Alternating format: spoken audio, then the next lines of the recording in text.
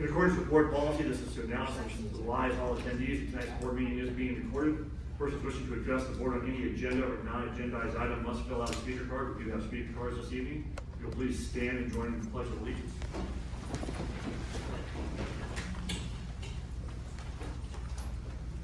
Juliana, if you'll please lead us. Ready? Begin. I pledge allegiance to the flag of the United States of America and to the republic for which it stands, one nation, under God, indivisible, with liberty and justice for all.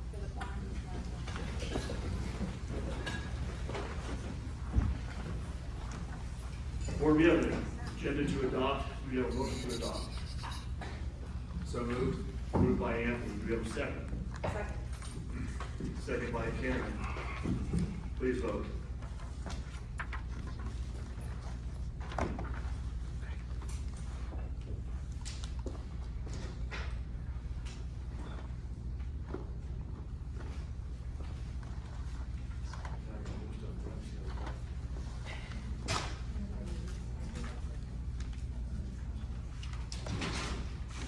Well, we have agenda 5-0.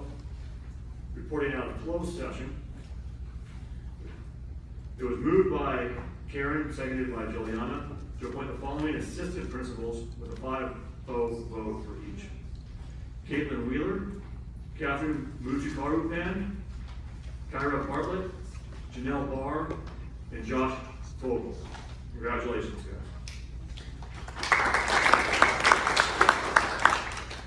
Next, by a vote of 5-0, the governing board took action on in closed session to sustain the superintendent designee's determination, the retention of the appeal of student ID 369586, meaning that the student will be retained. The motion was by Cajon and the second was by Juliana. Those were reports out. That's how it was. It was backwards. Moving on, information and discussion. Cellular tower. Scott? Yes, I'd like to write Mike McLaughlin out.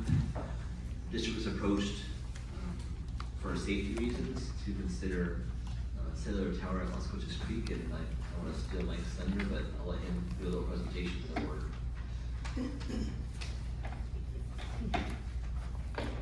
Flat tire.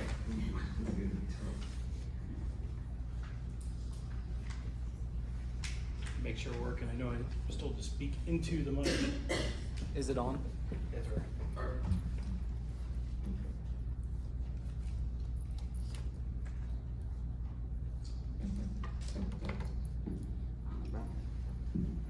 Perfect.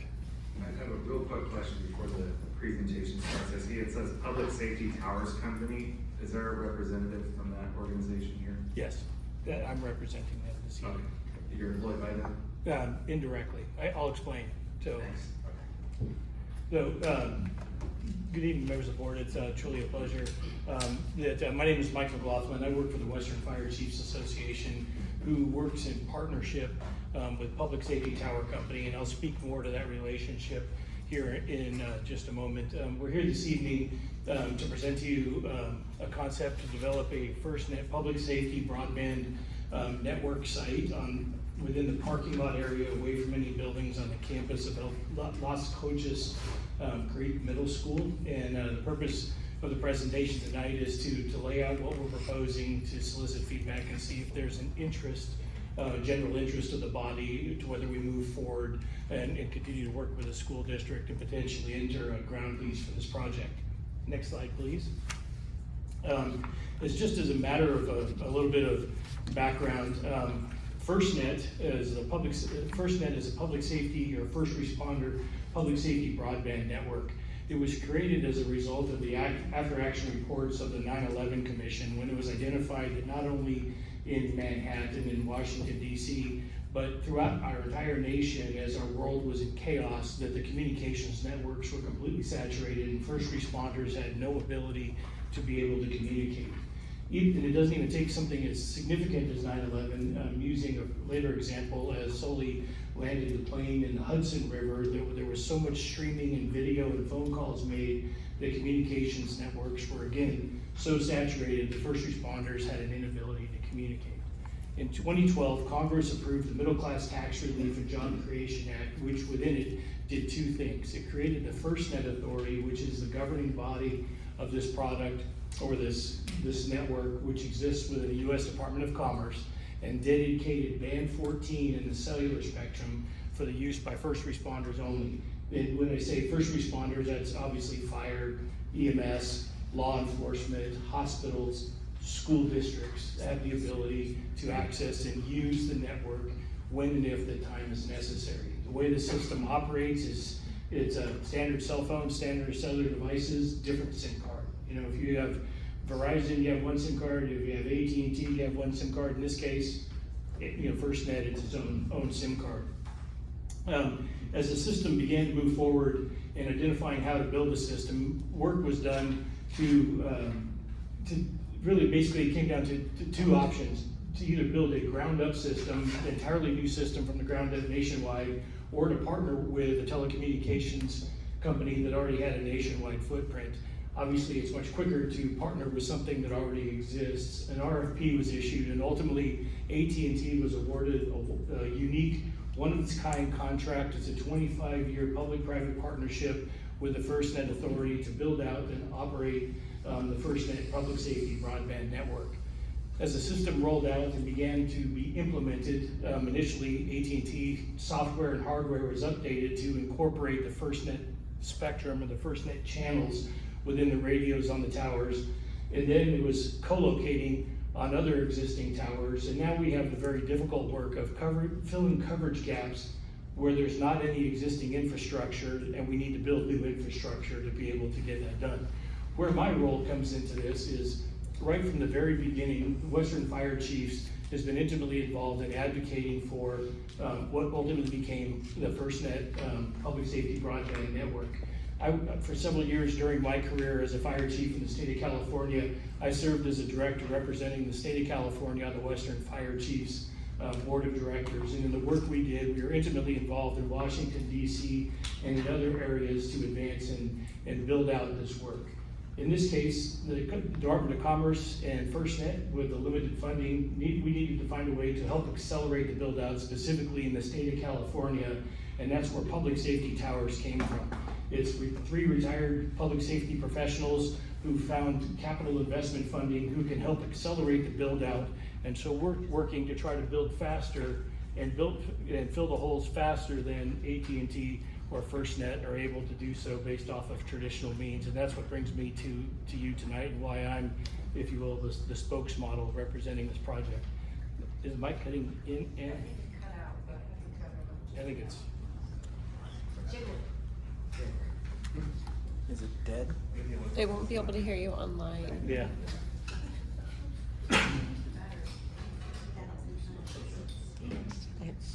You think they put a fresh battery in at the beginning of the meeting?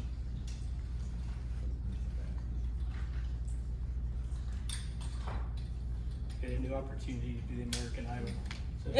So, voice.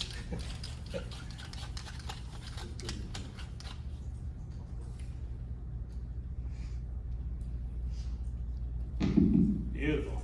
Thank you, sir. And so ultimately, I guess just touching on the last little bit, because I don't know where it cut out, but ultimately that's how Western Fire Chiefs is involved, and we work directly with public safety tower companies and working to advance and accelerate the build out of the FirstNet broadband network. We're currently working in 85 different locations in the state of California, trying to get sites built, to build coverage. And as you can imagine, California has very unique challenges with our topography, among other things, that really make developing the sites that much more important. Next slide, please. For this particular project, the slide in front of you, the left slide is the current coverage of AT&T in around the campus of Las Coaches Creek Middle School. So green is good coverage, red is kind of coverage, black is almost no coverage, and then no color at all is really no coverage at all. The right slide is what the current FirstNet coverage is in and around the campus of the school. So this is kind of demonstrating the importance of why this area has been identified and why we're continuing to, where we began to work with the school district. Next slide, please. So that one on the right, You can go back one slide, please.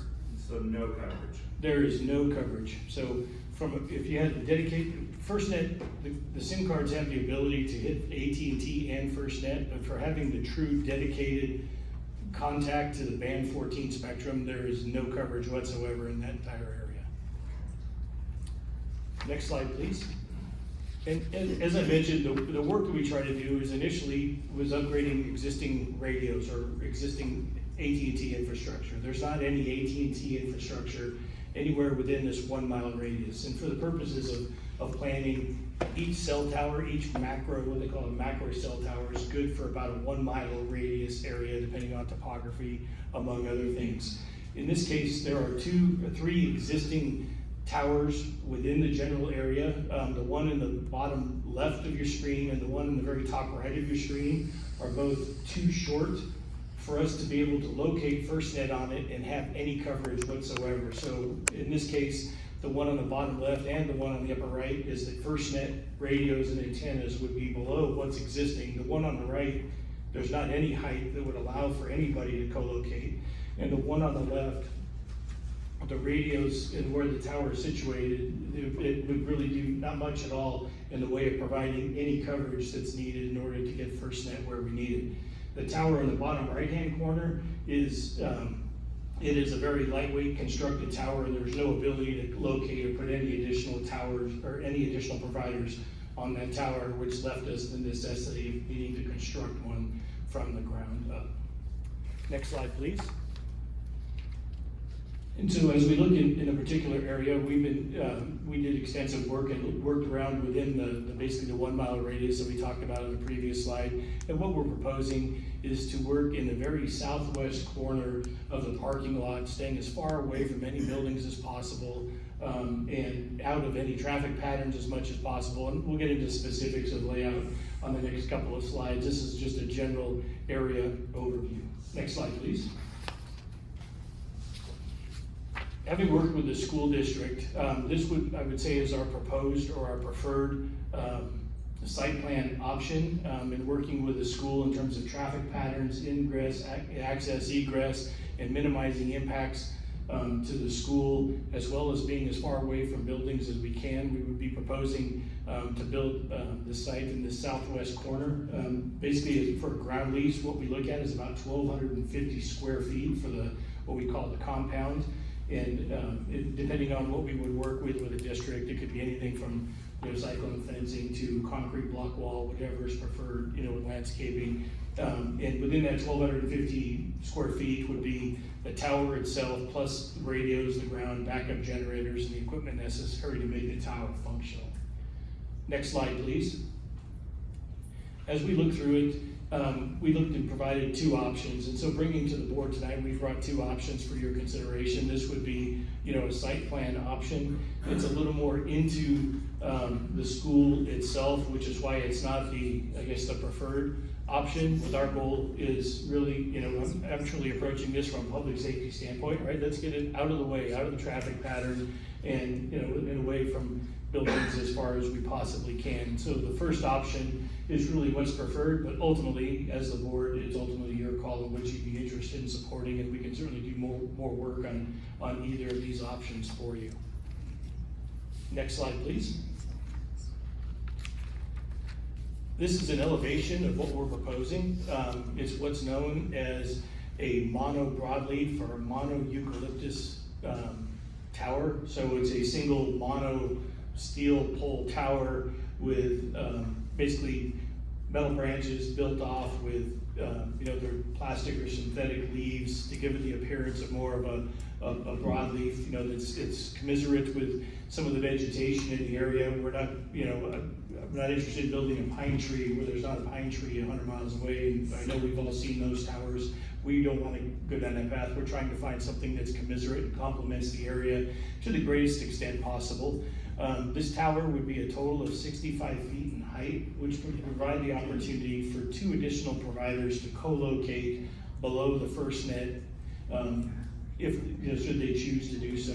And based off of this location, it's conceivable that some of the providers that are on the other towers in the immediate area may want to relocate to this particular piece. The southwest corner of the school is especially important for us, because if we were to move any farther back to the school, we end up losing some of the coverage up and down the highway a little bit. And so, we're again, as I mentioned before, in California, we're really working to try to finesse the way through topography and maximize coverage with as few antennas as possible. Next slide, please. I've been asked to just speak briefly on radio frequency exposure, right? I think it's an important thing. Is we're coming to you as a potential, I guess, landlord, the property owner, and making a presentation for a potential ground lease. So I think it's important for us to at least talk about it. And so when we talk about cellular, or really any topic, any substance or whatnot, we talk about the maximum permissible exposure limit. In this particular case, it's the maximum exposure anybody can be exposed to without suffering any ill health effects over an extended period of time. This would be the maximum permissible exposure limit for the general population. Occupational settings, the threshold is much higher, or the amount of exposure can be much higher. The key to this is that over the course of living our lives on a day-to-day basis, that the exposure needs to be low enough to where nobody will receive any adverse health effects. And so the way this is worked out is the FCC, over many years of work and research, identified the maximum permissible exposure is 50 times less, so 50 times less than what would be considered to be hazardous in being in that immediate vicinity. In this particular case, it's identified that the maximum permissible exposure for the general public to radio frequency waves is about 580 microwatts per square centimeter of surface area. And so that's sort of the way, that's the way it's calculated and laid out. And so this is the FCC standard. This is coupled with NIOSH and OSHA, among others, in terms of identifying what's the maximum permissible exposure. Next slide, please. Just for a frame of reference, on this bar chart, the one to the very left basically represents the maximum permissible exposure limit to radio frequency. It lists on this one, 520 microwatts, which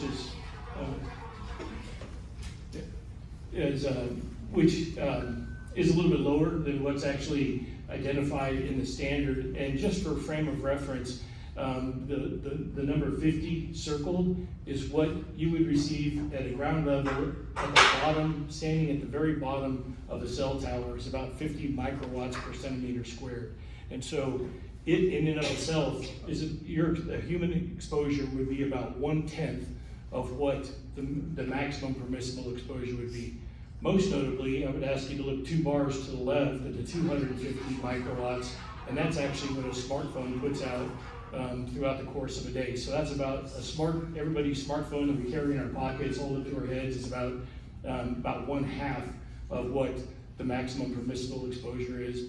But it's also about 5 times greater than what somebody would get from being in very close proximity to a cell tower itself.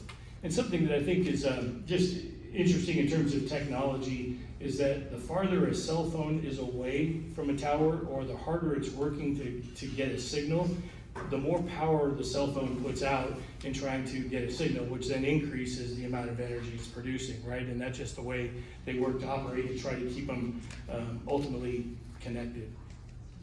And so if I could just, next slide, please.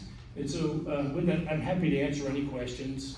As I was, I mentioned at the beginning, we're requesting, I guess, conceptual approval. I know this is not an agendized action item, but it's, is trying to determine or ascertain if the board is interested in potentially moving forward to negotiate a potential ground lease to help us build the FirstNet public safety broadband facility on the school campus. And if so, we continue to work with staff and hope to bring a lease back to you for formal consideration, in either August or September. But with that, I'm certainly happy to answer any questions you may have. Questions from the board? Have you approached, there's a few vacant parcels right against the 8. One is 9509 Chocolate Summit Drive. And the other is, I have an APN number, it's 7.55 acres, agricultural zoning. Have you approached these property owners about a lease? Yeah, we have pretty thoroughly scrubbed the entire area multiple times. This is a site that's been in the works for a little over 2 years and trying to, identify, a specific location. And so with some of the property owners, either we've been completely unable to connect with them, right? We can't force them to call us back or return letters that we send out. Some just simply do not have an interest in doing so. And so it's, like I said, all of the easy towers have been built. Our job right now is very difficult in trying to close these coverage gaps. And unfortunately, this is the only technology that exists to allow these devices, all of our communications devices, to work. And so we have thoroughly scrubbed all of the properties in the area. What's the lease rate you're offering, ballpark? Actually, I don't have those numbers in front of me. Scott, if you have it. No, I haven't seen any numbers yet. We didn't want to go too far down that process if the board wasn't interested in pursuing that, but that would be part of what we brought back to the board in August, September. There would be lease revenue. Well, I was just gonna go knock on John Toledo's door and MX Holdings door and let them know there's people shopping for some ground for a tower. I would prefer it not be on the school site. Now, question, if you're standing at the bottom of the tower and it's transmitting up there now, LCC, you go up a hill to the campus, and that first location, it looks like it was sort of down toward the lower part, topographically to the school. Is there studies that if you're, as you go up and away, let's say you're line of sight to it, but you're 50 yards away, what sort of frequency exposure is there versus, standing at the base of the tower right next to it? That's a great question. So if I could ask you to go forward 2 slides, please. We'll skip the blank slide that you pointed out. And so this just gives an idea of, on the left is a graphic of what a typical radio frequency puts out, and that's assuming that it's installed perfectly horizontal, pushing out at a 90-degree angle from the vertical of the tower. In this particular case, antennas are adjusted up and out, so obviously it's not gonna point right at the school. It would be up a little bit. But with radio waves, they operate on the inverse square law. So if a device is putting out, say 100 watts, let's just use numbers, right? If it's putting out 100 at the source, 10 feet away, you're only being exposed to 1. 10 feet further, you're being exposed to 1/100th of what it's initially putting out. So the inverse square for every, however many feet, it's basically the same rules with radiation. It's an absolutism, and so, which is why we need so many cell towers, because the signal just dissipates over time. As has been pointed out to me, I was a fire chief, right? I could break stuff, I could fix stuff, but I didn't grow up in this industry, and so learning a lot. That it's the reminder that was brought up to me is that radio waves operate basically the same way as light waves operate, right? The further you're away from a light source, the darker it gets, right? And so, but going back to answer your question, in this particular case, there's not going to be any antennas pointed right at the school, right? They'd be pointed in different directions, but also recognizing that and typically what we see in 65-foot towers, which is what we're proposing, at a 15-foot elevation, rooftop elevation, at a distance of about 100 feet from the tower, it's about 5% of the maximum permissible exposure limit. So 5% of the 580 microwatts at about, and that's at 15 feet high. If you go to the ground level, you're looking at somewhere between 10 and 15% at the base of the tower, and then 10 feet away, it's going to be 1/100th of that, and then subsequently as you move away. And so really the exposure is actually, I'm not saying I will never say there's no exposure, but the exposure is minimal compared to what some of the narratives lead us to believe. So how much exposure 1 feet away at 65 feet is this thing putting out? So at 65 feet, what we typically see from a tower is right around 14 or 15% of the maximum, maximum permissible exposure limit. So what we talked about before, something that you could be around all the time with no health effects, is that threshold here at the base of that tower, it's 15% of that number. So there's an 85% margin. If you're high level, if you're at 65 feet, 1 foot away, what's it?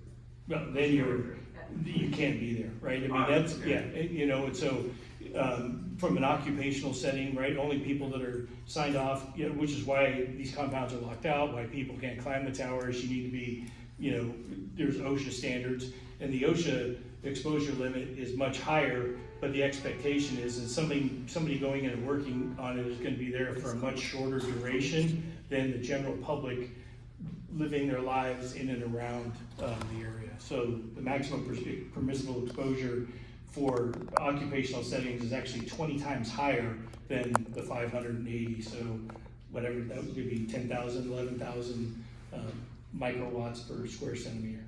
And what, the maximum permissible exposure is over what period of time? Do you know? There's varying degrees on that, right? The studies talk about if you stay there and concentrate for 30 minutes, but the idea in the maximum permissible exposure limit is that you can be there without any long-term health effects and live your lives, right? And so it's an open-ended, time frame. But it's also, generally these towers aren't set up on places where people are gonna be living their lives at the base of the tower, right? So. What? I'm sorry? No, we're not doing No. that. Other questions from the board? Why can't the public ask questions? So specifically speaking, the closest building to the proposed tower is how low? I'm sorry? The closest school building to the tower is how far away? It's about 150, 200 feet, I believe. Is that- Scott, you could, Option 1 or 2? what, 150 yards? Okay. Which 150 yards, 450 feet approximately. Is that a administrative building or is that an actual classroom? Do we know? classroom? It's probably the multi-purpose building. That's a classroom on that side. We're not talking from the audience today until you're at the podium. With regard to the distance, and is that multi-purpose room used all the time? Is it just used during lunch? What is it used for? Well, I believe they had I don't know right now, but it was a music class at one point. Mhm. It might be a different class now, theater, but there is a class in that building. Okay, so there are kids on campus in that classroom or in that area on a regular basis. That's what I'm getting at. Yes. All right, thank you. And it's approximately 450 feet away from the proposed tower. Okay. So to Anthony's point, what is the exposure at 450 feet away at ground level? It would be negligible. I mean, It's not ground level there, that would be, if I had to guess, maybe that classroom there compared to where the tower's going, I'm not a topographical expert, but I'd say about 30 feet. So it's. Is that the classroom on the rise? Yeah. Okay, that's what I asked. There we go. And with that, with the rise, the antenna isn't gonna be pointed perpendicular, meaning that site is now only arguably 30 or 35 feet below the center of beam, right? The antenna would be pointed uphill to reflect the topography, right? So it'd be minimal, but even at that distance, right? As we talked about with the radios putting out with the inverse square, by the time you're 450 feet away, you're looking at what, 1/16,000th of whatever the source is putting out, which is it's truly negligible. And I think we have to consider too the neighbors. Absolutely. That's something, Yeah, I'm snapping measurements on Google Earth. I know it's not survey quality, but from position 1 to this classroom, it's coming out about 274 feet. And position 2, which is this parking area here, it's coming to 198 feet. Somewhere in that range. I mean, I imagine you guys would have obviously survey quality plans if we were to Oh, yeah, absolutely. proceed here. Karen, you have a question? No, I just wanted to know the clearing with neighbors and getting the buy-in. Yeah, that would be generally some of the zoning and permitting processes, notifying neighbors. I feel like one of these neighbors would appreciate this long-term ground lease income more than a $300 million school district, and there's quite a few vacant lots there. If you can get any of them, I'd be happy to, right? I mean, If you know, the you goal let me is. know the ballpark of what you're offering, I might have a few leads for you. Yeah. Keeping in mind conflict of interest and fiduciary duties. Well, I wouldn't be approving it at that point, would I?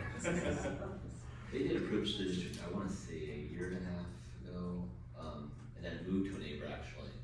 And something happened with the family, and they just couldn't move forward with death in the family, so they reapproached the district.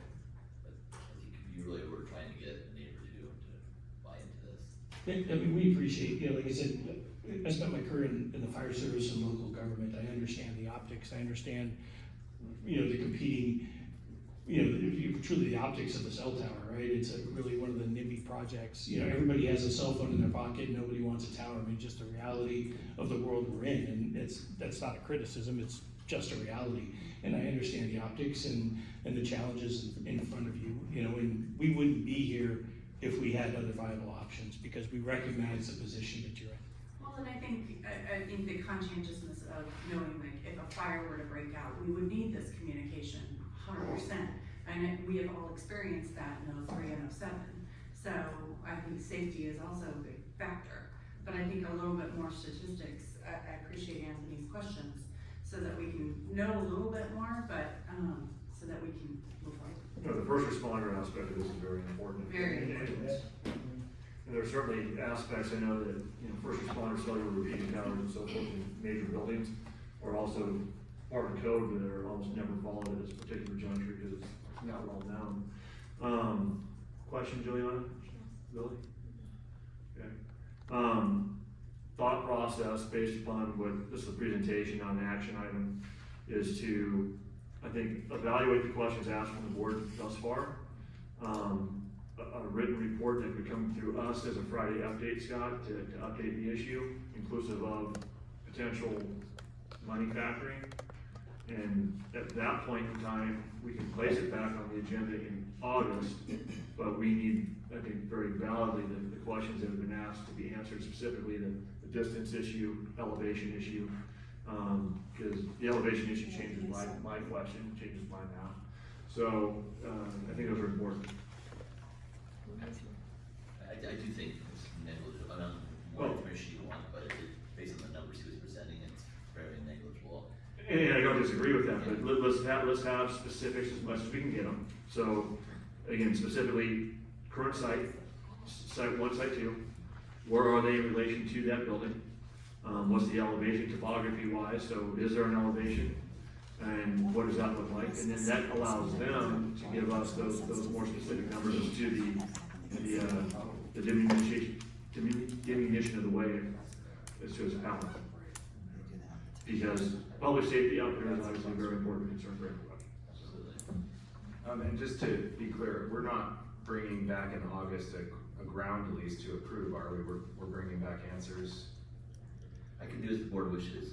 Okay. I think the answers should come through, I think the answers that we've asked today should come through a Friday update at some point between now and then. That way it can allow for the timeliness of the ground lease to be at least proposed come August. Because we do have 6 weeks, give or take, between now and our next meeting.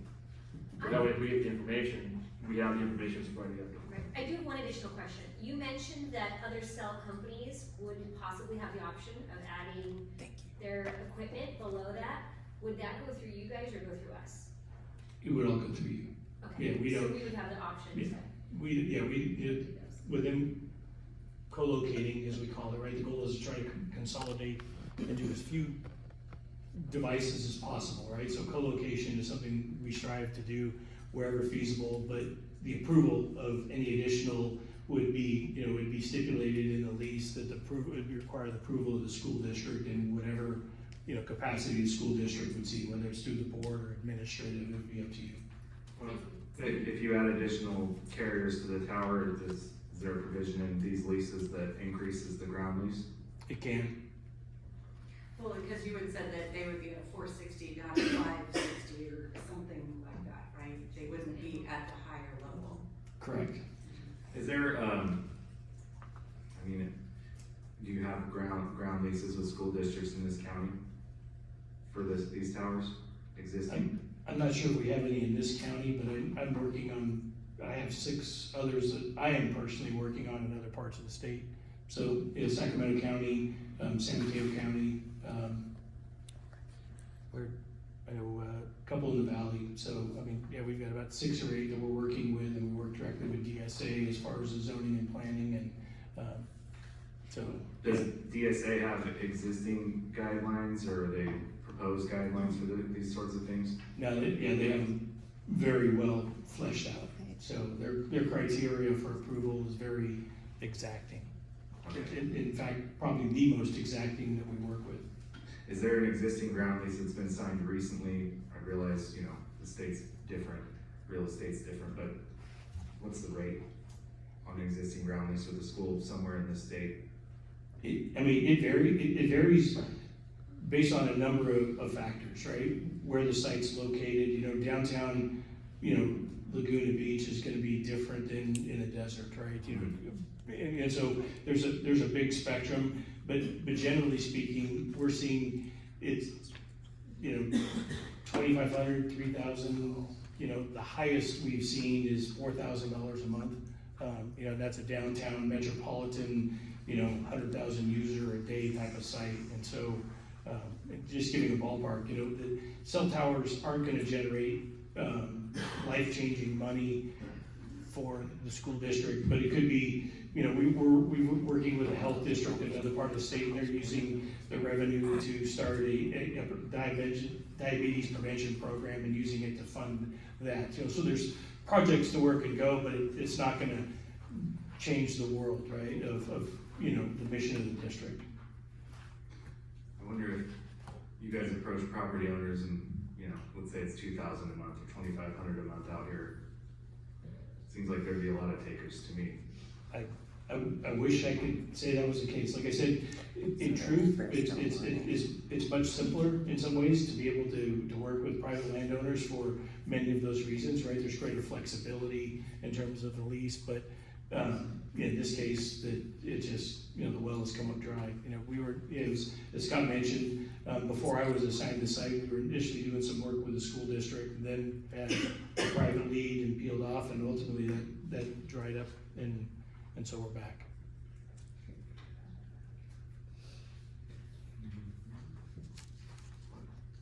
Any other questions or comments? It's, just to be clear, in August, the intent is to bring back a ground lease proposal? Under the assumption that the information that we requested today comes to us before then, so we have the opportunity to review it. I would, I don't know if we're moving because we're not taking an action, but I would, be opposed to bringing back the ground lease quite yet in August. So noted. And I don't know if the other board members would join me in that direction, that, we don't bring back a ground lease at our very next board meeting. We get some more information, and we could have a discussion, and then ground lease maybe could come in September if the board so wishes. General direction is to provide more information. We can do it. And the sooner the better. Yep, absolutely. Thank you so much. I know it took a lot of your time. I appreciate it greatly, and enjoy your summer break. Thank you. Appreciate it. We move to 8A now, which is a moment of silence. Karen, I didn't see anything on our notes, but do we? No? Okay, wonderful. 8B, retirements. Michelle. We have a few retirements to share with you this evening. Christina Igasani, our special education and civil services school psychologist, is retiring in June. Christina will have worked with the district for 23 years.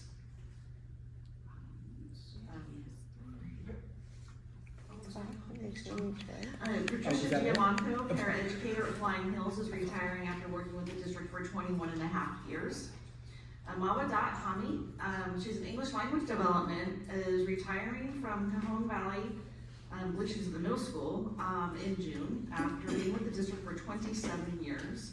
Najal Jabrol, our parent facilitator, who's been working with Subic, is retiring. Najal has been with the district for 23 years. And Randy Jensen, one of our night custodians in the maintenance and operations department, is retiring after 26 and a half years with the district. Please thank them for their service. That's a lot of years right there.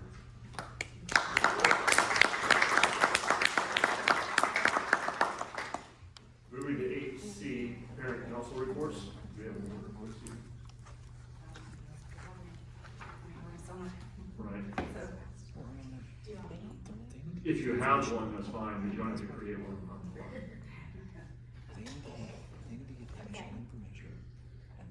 Moving to public participation.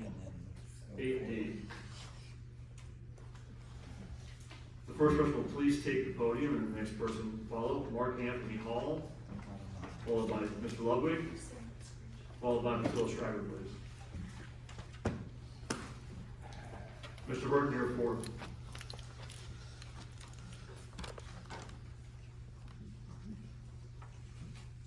Green light? Yes, sir. Good evening, board members, president, superintendent. By way of reintroduction, my name is Mark Anthony Hall. I'm the executive director of Manhood ABC, which stands for the Adolescent Behavior Challenges for Boys. I'm excited. The boys' grades went up 25%, and the discipline went down 85%. I just attended about 12 graduations for kids who thought they weren't going to graduate, but they showed up for school, they behaved themselves, and they did the work. And that's how you graduate. That's right. I'm here today because there's one question the principals at all the schools ask us. They always ask, do you have anything for girls? And I'm excited because we're expanding to something called Bloom ABC. It is the best mentoring curriculum, I believe, that's going to be in place for girls. Right now, we're set to start in the juvenile county schools. We're set to start in all the Learn for Life schools. I have several San Diego Unified schools that want it. I gave to Ms. Karen, I gave her the curriculum for you all to look at. We would love to be in Cajon Valley at the school district.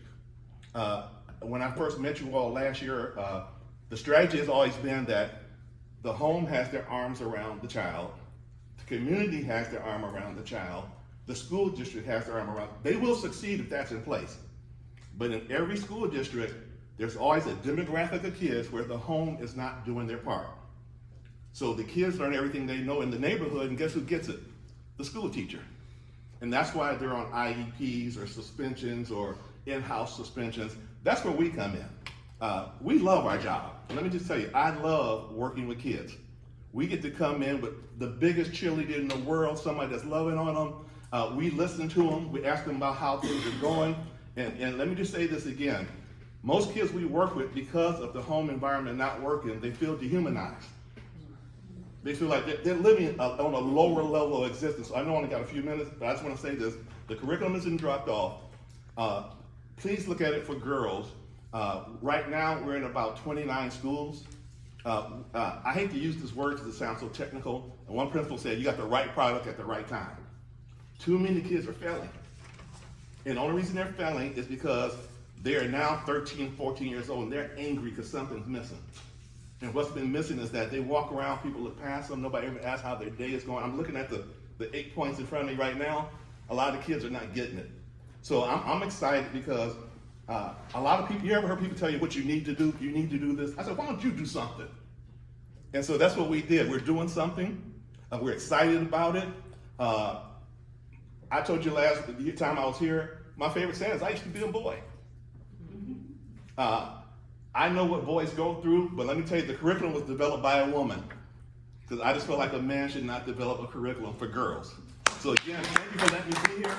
Please take a look at the curriculum from the board point of view and the school point of view. We would love to work with the kids who are falling through the cracks. Thank you.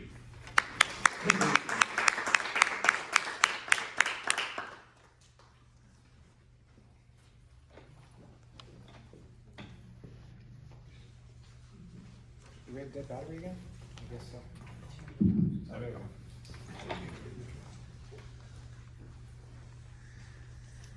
Good afternoon, board members. My public comment today is about the fact that I try to bring to you guys the issues that I've been having primarily with the administration at Las Cochas Creek and with the superintendents at this district, assistant superintendents included. And I'm always told that I need to file a complaint with the district. Problem is when I file a complaint with the district, they circle the wagons and they come back and say, I don't have all the information and we can't give it to you because it regards other children. My most recent one is the fact that there are now 4 new suspendable reasons at LCC in regards to fights, which are not pursuant to section 48900 of the Education Code, or board policy for that matter. And yet the response I get back from Karen is, you don't have all the information and we investigated and he did what he needed to do and it was okay for him to do it. For suspending a kid for simply watching or witnessing a fight on campus. 2 days suspension. That is not an education code. I bring that to you guys before in the past. I brought you the emails at the last visit highlighting the additional suspensions and nothing's done. Why is my community voice not being heard? Policies are being broken at the administrative site by principals and assistant principals who are under assistant superintendents, who are under the superintendent. It's your job. He's your employee. I'm bringing this information to you, and it goes nowhere. It's not fair for the kids at school. You want to know why he's around? Because kids are being punished for things that they shouldn't be punished for.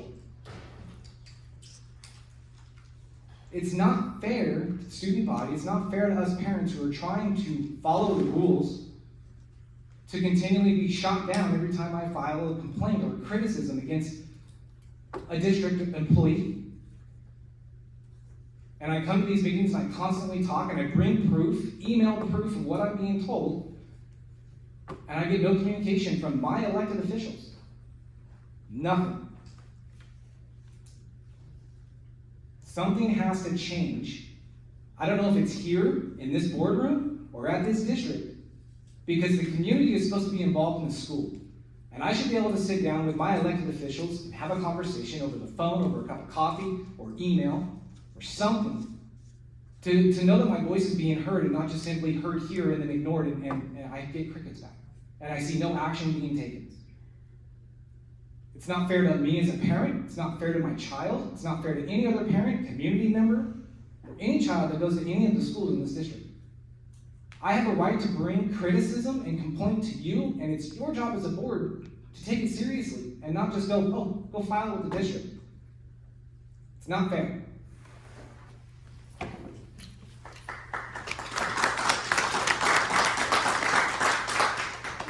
Mr. Burton, if you'll please come and approach behind Ms. Schreiber, and Lee, you'll be behind Mr. Burton. Thank you. Good evening, board. Mr. Burton, please come and approach behind Ms. Schreiber. Go ahead. Thank you. I must have missed the announcement why the superintendent was not present tonight. Was that announced? I know that sometimes you speak to the public, Mr. President, and sometimes you don't, so I'm never quite sure when that applies and when it does not. At the last board meeting, the YMCA contract came before you, and there was an urgency to push that through. I find that the superintendent and the board president are insubordinate when they bring back a contract without the list of the camp counselors that are going to be there, when they know the sensitivities of this board and what they would require in even passing or redoing a contract. The matter that came up about 2 other students that were victims in that, and coming from camp, I think the board president and the superintendent should have shut down the conversation at that point in time and took it off the table, and asked for an investigation before you do any business with YMCA under those circumstances. And then I see that the board president has put forth a resolution, and I'm sure the resolution is fine regarding the responsible for use of school facilities for educational purposes. I find it interesting that Mr. Carnevale has asked numerous times for numerous things to be put on the board. A resolution for the Parents' Bill of Rights, and it's just to see the day of light of day. He's asked for the attorney's quarterly report so you can see what is being spent on governance cost, on litigation cost. These are the things that maybe might circumvent or put off the fact that you have to do an evaluation of your attorneys, because it would give you all of the information that you need on a quarterly basis to see how much is being spent, and I was going to address that later. I appreciate this board, and I appreciate the things that you do, but I have concerns about other things that are not done correctly. I don't know why the superintendent's not here tonight, but I know with prior board approval, you grant him the opportunity to be outside of the district. But certainly there should be a discussion when he's outside the district during a board meeting. I think it's important that our board members are here during a board meeting and our superintendent is here during a board meeting. One of the things that I wanted to read is, oh no, I'll do that with my other comment on another agenda item. So, thank you. Certainly. Oh wait, I have 29 seconds. I just want to say to you, Mr. Miller, I have two proud representatives of our BECA organization here this evening. Ms. Susan Roberts-Egley, I think you addressed her in your private correspondence, and then I'm a part of that also. And I just want to say what you're doing. Which organization? BECA, Veterans East County Alliance. Yep. Yeah. No, thank you.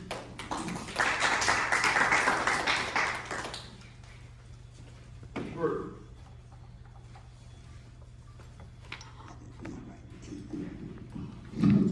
It's okay, mine didn't. Good evening. School Board Trustees of Cajon Valley, our elected representatives of our school district. Thank you for being here. Thank you for serving. And we expect a lot from you, but we expect a lot from this district. We expect that the kids are educated and kept safe. And that's first and foremost job of this school district, is to educate the kids and keep them safe. I'm hoping that I'll get some good news soon.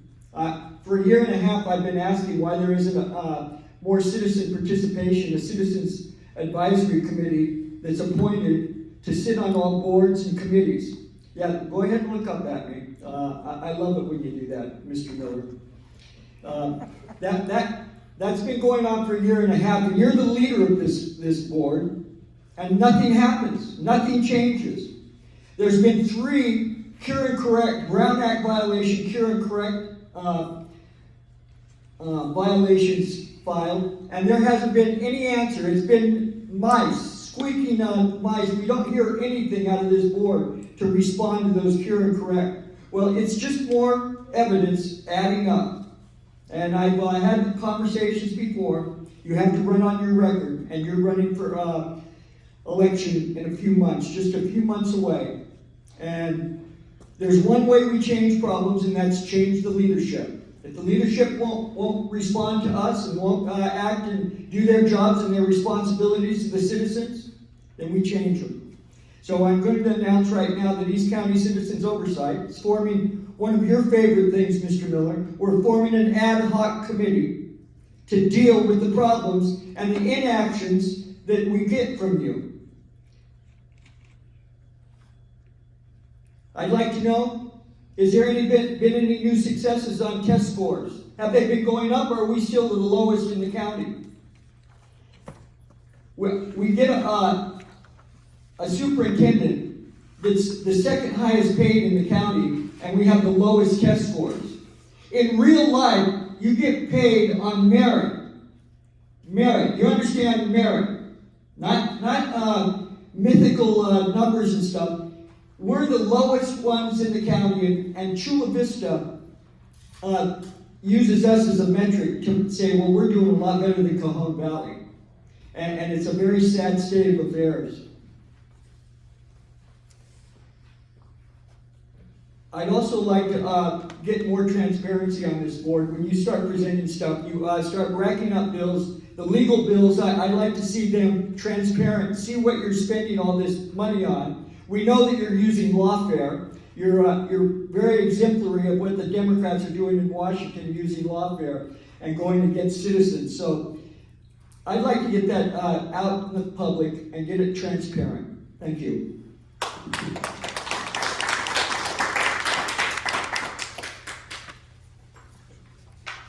Mary, you'll be after the lead.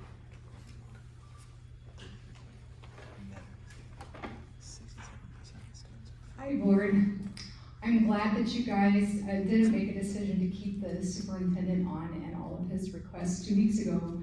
And I hope that because he's not here tonight, this will give you a chance really to think about all the things that he's asking. I've been here for over a year and I've known about things going on in this district for over 10 years. And I just feel like things have gone down and down and down in terms of unhappiness on the part of the parents and kids' scores going down. But I think the thing that's been most shocking to me is the fights and the bullying that I hear about. And I've talked to parents over this last year who've been unhappy with what's going on. Mostly it was coaches. I think that's where I've heard the most. Mm-hmm. And I feel like if you keep the superintendent on, he's just gonna keep doing what he's doing, and he's gonna focus on Bostonia Global and his pet projects, but I really don't think he cares about the kids. I really don't, and I don't think he cares about the teachers either. I think they'd be getting paid more, and I think more parents would be paid attention to. I don't think you're gonna have things going better at these meetings until you have a new leader, until you have a new superintendent. I think that's the only way that anything is really gonna change, because I do see parents that are pulling their kids out of this district, because we do have other choices. There's private schools, there's charter schools, and there's homeschool. And I think the parents that are coming and that have been involved, some of them have given up, and that's what they're doing, is they're taking their kids out of the district. I think you're gonna see more of that if you don't change the leadership and get a new superintendent. Thank you.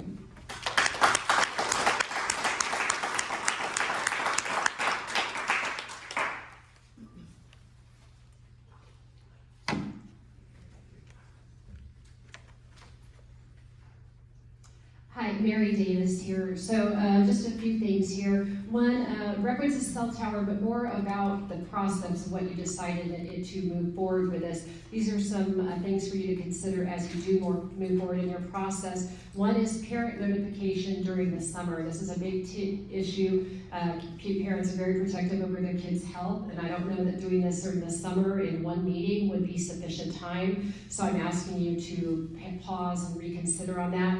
The other issue, and this may be more to Mr. Miller than anybody else, is that I see a labor issue here for meet and confer, change of work environment, and health conditions, and that would be of interest to the labor unions, so you might consider that as well. Number two is, you know that I've asked in the past about sexual assault dashboards at the county level. One does not exist. As we've seen Hoover High School now, and how now it's coming out that a teacher was shuffled with documented complaints, was shuffled around from one campus opaquely, that parents and other people were not made aware. I think it's really important that you keep a dashboard and make it publicly available for both the student victims and also for teacher suspects. And then three, for school districts, there was an article in the Union Tribune about school districts using attorney-client privilege as a shield for, again, a lack of transparency and hiding things. And so I am asking that you be far more transparent. One thing, let's start itemizing your attorney bills and let us know what that's for, what is being investigated, and that we get a lot more transparency from this district with an itemized list, and that I know I had asked for an investigation about Salty Beach Kiss. I have not got an update on that, and I would appreciate a public update, not something hidden in a Friday internal memo. Thank you so much.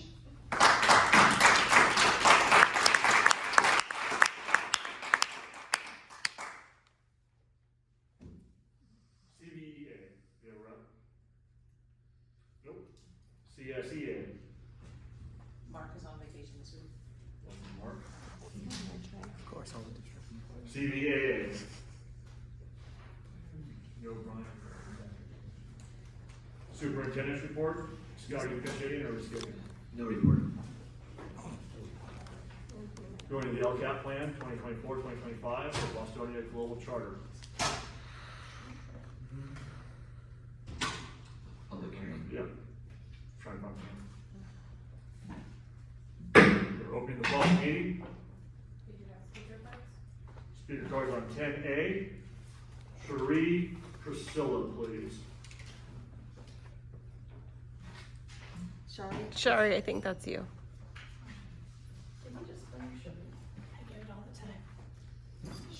I'm just looking at the handwriting and I did my best. Okay, it happens all the time.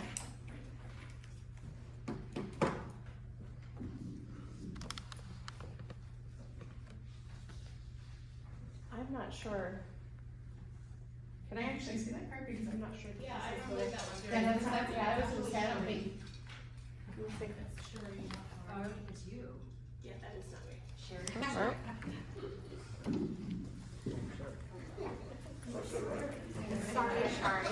Sorry, Sherry. Sherry, Cheryl.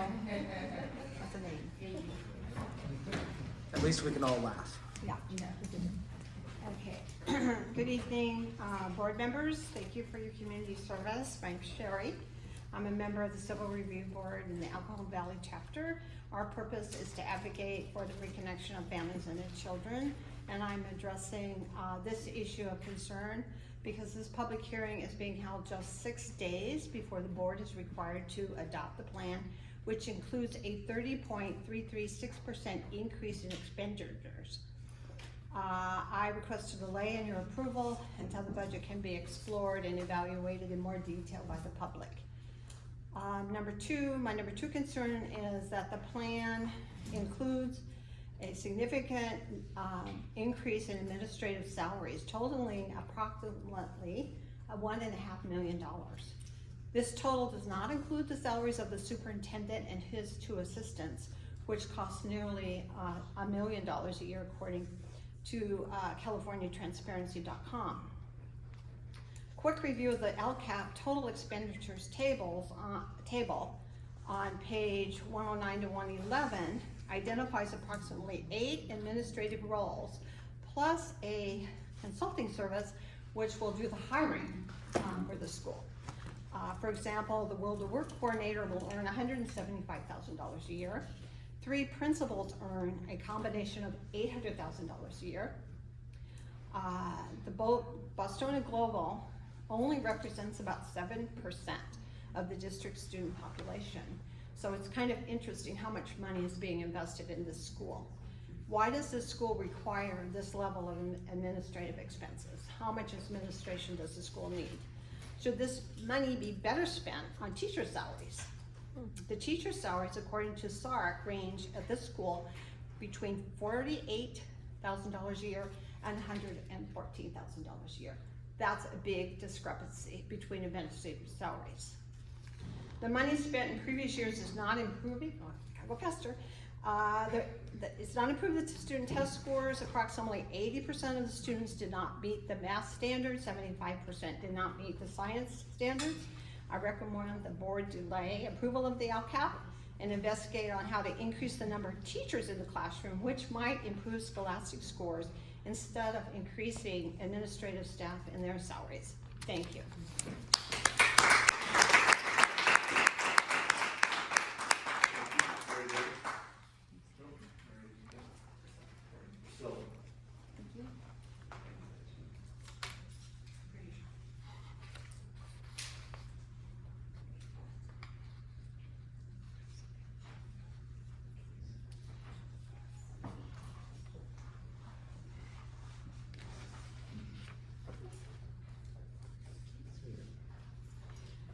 Thank you. My question, thank you, Sherry, for going through the budget. I'm not sure about the budget. I'm not sure who puts the LCAP together for Bostonia's charter, because on the bottom of every page is 2024-25 local control and accountability plan for Cajon Valley Union School District. I think the charter is a separate entity, So I'm not quite sure. I know there's a lot of support coming from the district. My question was, does the charter school governing board need to hold a public hearing to adopt the LCAP? The statute is silent. However, charter schools are required to consult with teachers, principals, administrators, other school personnel, parents, and pupils in developing that LCAP and annual update. I have no doubt that that was probably done. I think we take the LCAP very seriously with our parents and our stakeholders across the board. I always would advocate for more parent involvement. The charter schools are encouraged to follow a process similar to that required for a school district, which is to hold an initial public hearing to solicit recommendations and comments on the LCAP and the annual update, followed by a subsequent public meeting for adoption of the plan before submitting the adopted LCAP to the charter authorizer. I'm not quite sure who the charter authorizing agent is, but that has been submitted, I think, to you. So I'm just I'm questioning why you couldn't go through the same format as most schools do. I think you, the Cajon Valley, you presented your LCAP at one meeting and you adopted it at another meeting. I don't know how you did that, but I just have a question about the charter. It just seems like the Cajon Valley Union School District is very involved in this charter. It's not a kind of a standalone charter to do their own thing. I don't know if they have the same personnel from the Cajon Valley doing their business over there. So I just find it interesting. I don't know, because I think there's a lot of transparency about that charter and what it is. So thank you.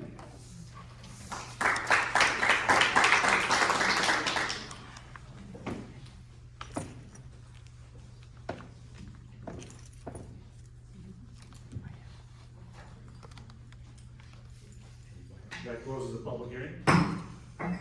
We now open the public hearing on Cajon Academy, the material revision request.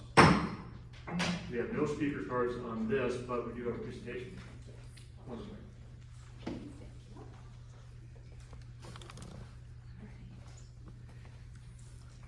Good evening. Thank you for having me. I am Kristen Vargas. I'm the Executive Director at Cajon Academy. I'm joined by Dr. Nori Barca, our Board President.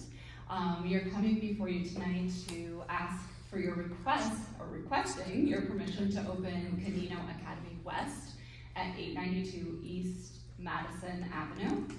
As you know, land and space in El Cajon is very hard to find, and our team was recently approached about the potential to lease the East Madison property. This is really appealing to our board for a number of reasons. First, it would allow all of our students to have outdoor space and green space to play in. It would also alleviate the crowding that's currently happening on our two campuses. And it would allow us to avoid costly construction at our South Campus, which would eventually take away all of the play space for our students. And lastly, it would help us reorganize our campuses so that we would have TK5 and 6A campuses, which we find a little bit more age appropriate for our students and a better model. Currently, the property is a 1.26 acre field. It has a large open field and 2,200 square feet of space that was used as a preschool building. Our initial plan is to do minor tenant improvements to the existing building and turn it into TK and kindergarten classrooms. There is already a small existing playground that would be used for these grade levels, and then we would use portables for additional classroom space in later years. Pending approval of the Cajon Valley bond, we would use the revenue to construct classroom space and turn the playground into a fenced playground with soccer fields. Thank you so much for your time. I really appreciate it, and thank you for all of your support over the last couple of years. Anything to it? Nope. With that, we will close the hearing. Board, we have a consent agenda under 11A. We have a motion to adopt the consent agenda. I'd like to pull some items from the consent agenda. Which ones? The approved warrants, wire transfers, and purchase orders. 11E. And the adopt resolution self-certification of micro purchase threshold, 11K. And that's it. Okay. Anybody else want a full consent item? With those items pulled, Anthony, do you move to adopt the consent agenda? So moved. Anthony was the moving party. Do we have a second with those two items removed? Second. Second by Juliana. Any additional comments or discussion? Please vote.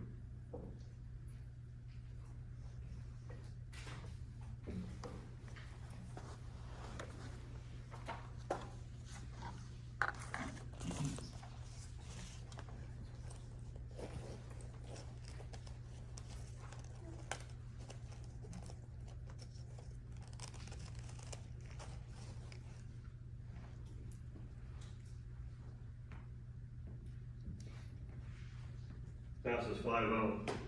For those of you wondering why we keep looking down, our computer screens are now below the desk, which is a first for all of us, so we keep looking down to see what it says.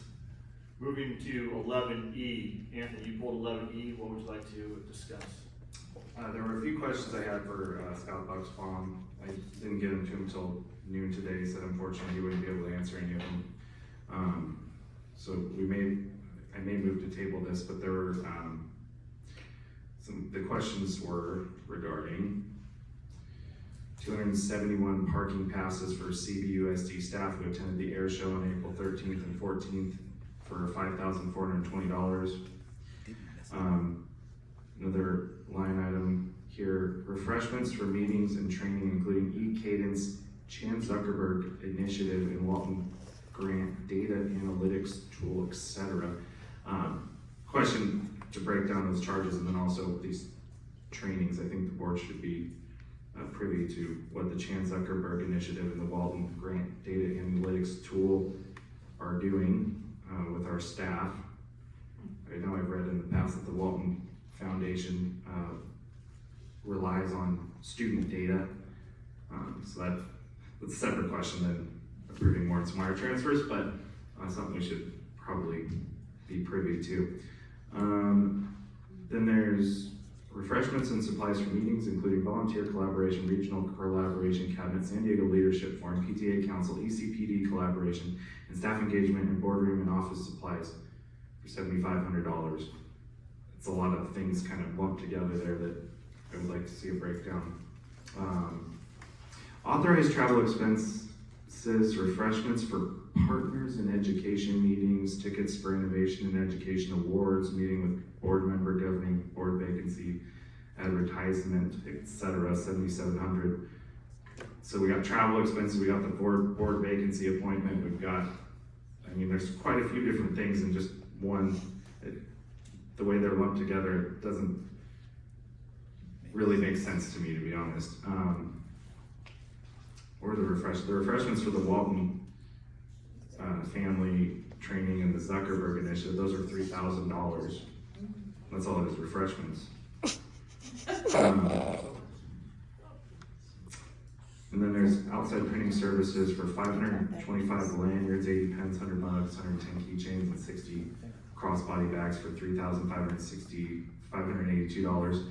I know when the school employees from other states, who we refer to as dignitaries, come, they do have these lanyards. I'm wondering, is that for them? Is it for our staff? Is it for teachers, students in the district? Just wondering what those breakdowns are. So I know Scott said he couldn't provide the information today, so I would move to table the approval of the warrants and wire transfers until he's able to provide more of a breakdown on those items, which I've sent to him. Scott, comment? I'm just, in the future, if you can give me a little more time, I can't pull in 2 hours all this stuff together, but I'll be glad to get anything to you. Don't put them together. I'll ask for a little more time to get things, I'll try to get to you for the board meeting, but. Understood, and I didn't ask you till about noon today, so. And I wasn't sitting on my computer at noon. Right, so I understood. I didn't see it till 2:30, so. Right.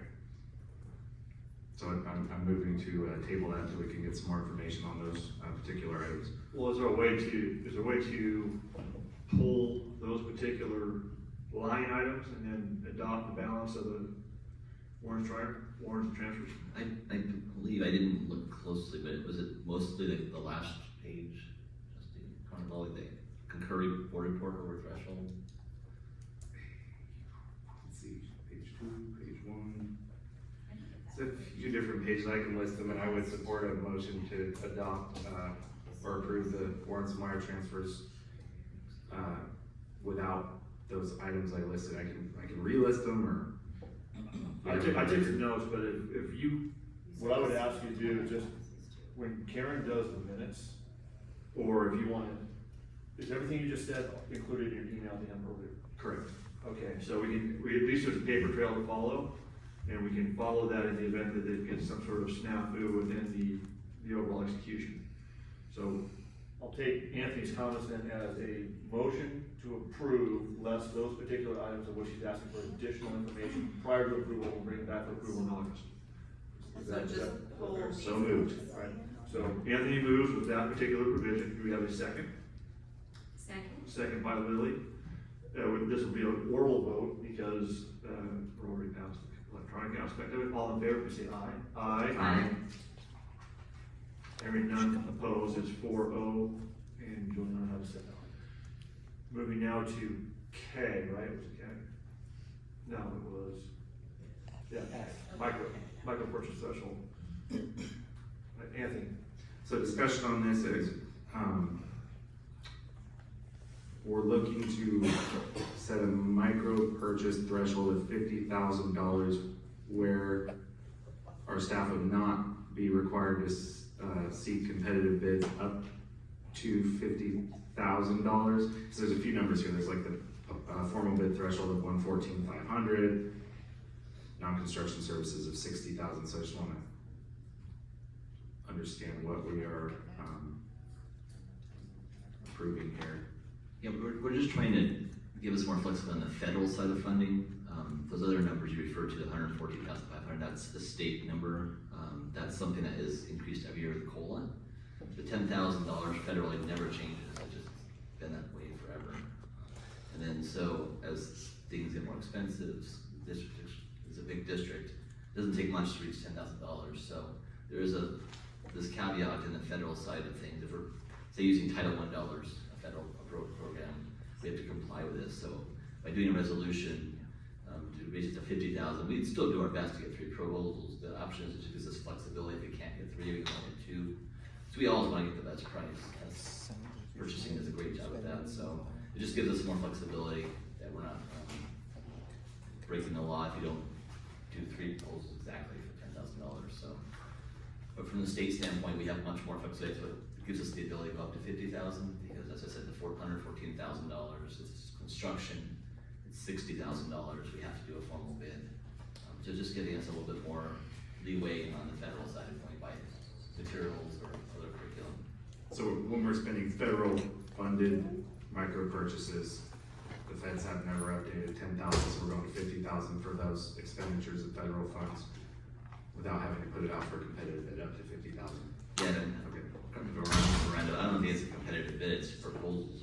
It's 3 quotes, the Quotes. requirement of 3 quotes. And it actually came as a recommendation from, we're going through a child nutrition audit, and it came as a recommendation from the auditor, because they're having to look at every very small purchase of $10,000 and over, and she recommended it because it's just a really small number these days.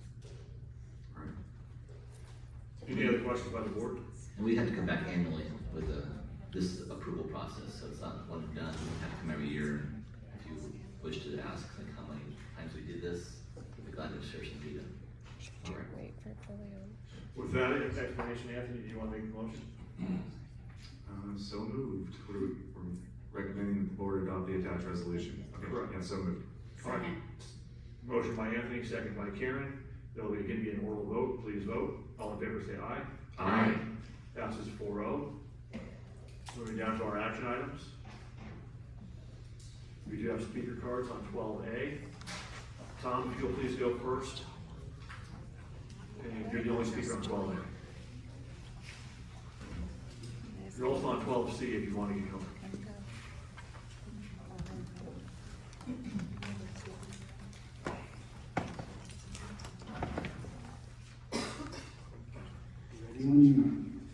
Okay, about the LCAT, like 3 days to look at 160 pages and then 3 minutes to talk about it, so I hope, appreciate that, Ever.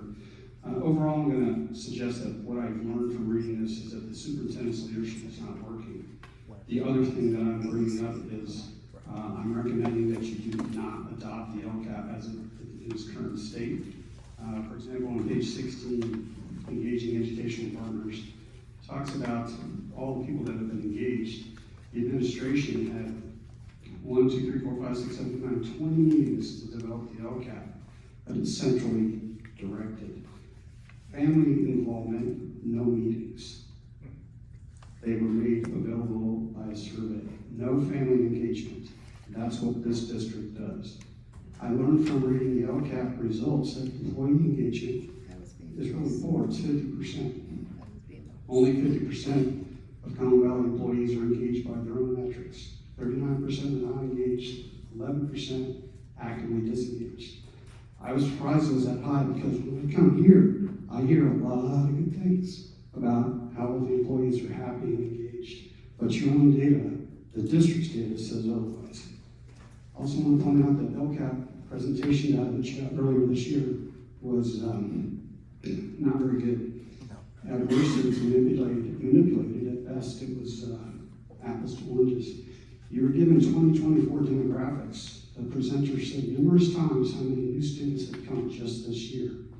And then those demographics, Cajon in 2024, were compared against other districts in their 2022 demographics. But you guys used your 2022 academic data.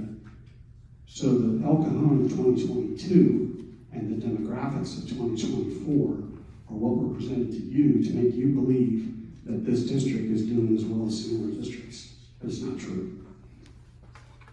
The RISEC. The RISEC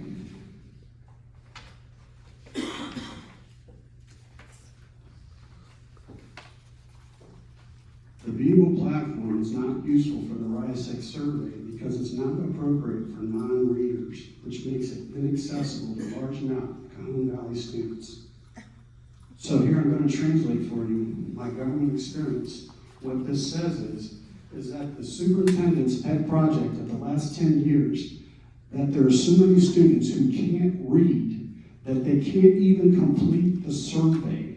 And so those districts' plan is to have staff enter the students' survey data, and teachers, rather than teach the students to read, they're going to enter the data into the SUPE's pet project. Thank you.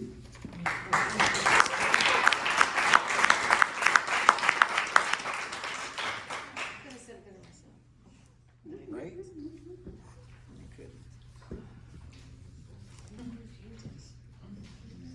I'm up for 12C. Yes, sir. I'm sorry. You have to talk about 12B, or you got to vote to adopt, right? Yep. Motion to adopt the LCAP. Motion to adopt. Second.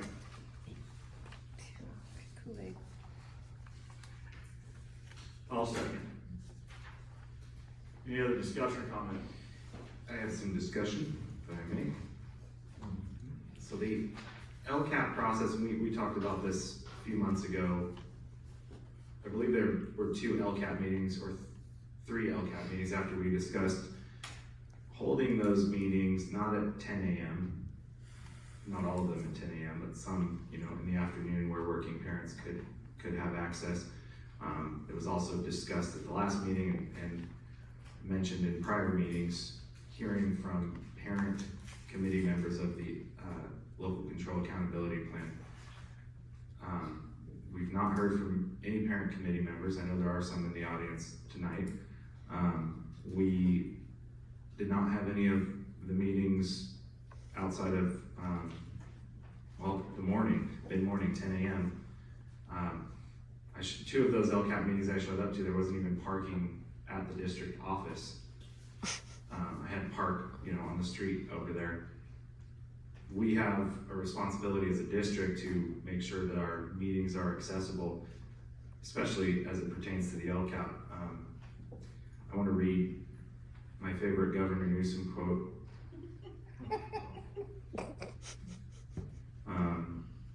He says, we have a responsibility as a state. It's laid out specifically as it relates to curriculum. School districts have to have significant engagement with parents on changing curriculum. It's actually in statute. The LCAP process requires parental engagement, parental advisory committees, school board engagement. In fact, it lays out in such specific terms parental rights. We actually have a Bill of Rights of sorts as it relates to the ability for an individual to volunteer, as many parents are in their school, to observe a classroom, to review a curriculum once it's already established, not just in preparation of it being established. Now, the LCAP process is laid out in statute. Neighboring school districts, they hold their LCAP meetings, Santee at 6 p.m., I think Lakeside, similar. They push it out on district social media and invite everyone to attend. I've witnessed people, you know, at our LCAP meetings, told they're not on the committee. So, but it should be open to the public. It should actually be posted on our meetings and agendas so we can really get that parent engagement. I think this board should hear from parents on the committee, in addition to the staff who we hear from. That didn't occur this year, unfortunately.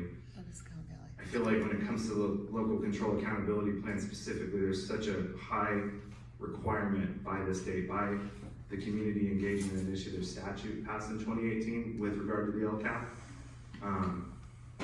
And I hope next year, I know we're setting a 3-year plan right now, but that next year we can have those meetings more accessible to more of our parents at a time when they can attend. I agree. And those comments were well taken, both last time and this time. You know, does Chris, Jenna, have any questions, any response to those? I know Karen's not here. Okay, so we have a motion, we have a second. Please vote.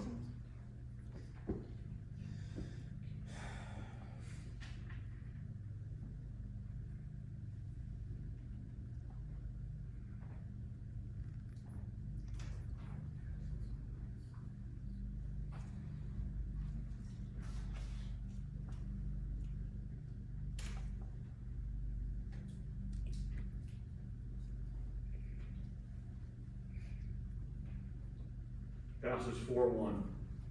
Moving to 12B, it's recommended that the governing board adopt the 2024-2025 Bostonia Global Charter Schools Local Control Accountability Plan. We have no speaker cards on B. Do we have a motion on B? Motion. Motion by Karen. Do we have a second? I'll second. Comments or discussion? I have some comments, if I may. Go right ahead. I'm looking at page 26. If you guys want to follow along, I would make the same comments that I did regarding our local control accountability plan for Cajon Valley, for Bostonia Global, only more so. There was no clear separation in our LCAP meetings. You know, hey, we're discussing Cajon Valley Union School District. Okay, now we're transitioning to discuss Bostonia Global. And there are some items in here, like 1.1 on page 26 of 149, the World Work Coordinator. That looks like we're actually creating a new job title. The coordinator will work closely with educators, students, parents, and community partners to implement and sustain WOW initiatives, 175,000. Key responsibilities, program development, and implementation. I don't know if the LCAP is typically where we add new job descriptions. I would like to pull that from this plan and have this board vote on that separately. I'd like to get clarification, because I think Michelle would be able to answer a little bit more if that is a new position, because I don't think we could just do new positions. That's not a new position. It falls under the job description of a coordinator. It's coordinating any program. It just specifically calls out the World of Work program for that particular work. And does this include all benefits, everything? That's what the 175 is. Sorry, I didn't realize my mic was not on. Yes, it does. So we have a human in this role now? We do. Okay. At Bostonia. At Bostonia. Correct. Why does it need to be on the LCAP plan? because the funding source for the employee costs are being paid for through the LCAP. So each year, that is a cost that has to be approved on the LCAP. On the LCAP. What's the funding source? She's been in that position for 3 years, 3 years? 3 or 4 years. I'd have to look up It's working exactly, with it's it. 3 or 4 years. Michelle's working with the internships, right? Correct, she organizes and provides and coordinates with the community to provide the mentorships for the high school students, Okay. which is one of their absolute favorite parts of the program. Then there's another, I'm going to page 28 on 1.4, services provided by CVUSD related to World of Work, TEDx, professional learning, LCAP, etc. 325,000. World of Work, program development and integration, event organization and logistics. Is that a new expenditure? Is this something we've been doing as well? 325,000 a year.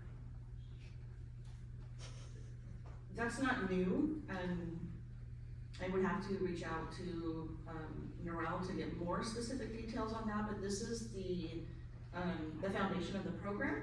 So it's probably the cumulative cost of implementing each of those together.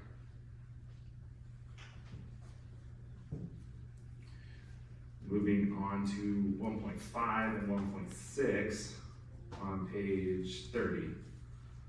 And I don't know if these are duplicate, but it says professional learning days for all staff, 651,477 on 1.5, and then 1.6 says collaboration time for certificated staff, identical number 651,477. So is that 1.3 something million, or is that 651,477 repeated? I would need to seek clarity on that, but typically our professional learning and collaboration is often combined. It isn't a separate, it isn't necessarily two separate activities. Staff are brought together, they're provided professional development, and then they're brought together at that same time to do collaborating, planning, and there's a lot of that is currently occurring at Bostonian, partly because it's a new program, there's new teachers. There is language in their MOU that provides 40 hours before school starts for primarily new staff, but also all staff to come in for professional learning before the school to learn about their competencies, their program, their world of work. And part of that is an effort to onboard those new staff because it is a unique and different program in comparison with a typical high school. And in the 651,477, is that to hire outside trainers, or is that all internal, having to do with us paying our own employees to be there with our staff being trained? The majority of the professional learning is done by our staff. And the way this reads to me, this is related to all of our staff participating in this, and just because of the work that I know that I've done with Norel and the associations, there is an exorbitant amount of time spent with staff to develop their skills in all program areas of the program, because as an advisor, they serve all students all the time, and so it isn't one teacher goes in and just teaches science. They teach everything to all kids throughout the whole program, and so the professional development is an essential component of the work they're doing. We do suspect as the staff becomes more veteran and experienced with this, that some of this will not be as, not as many hours and time will be needed. But there's a lot of new staff, it's a new program, so it is taking a lot of PD at the onset.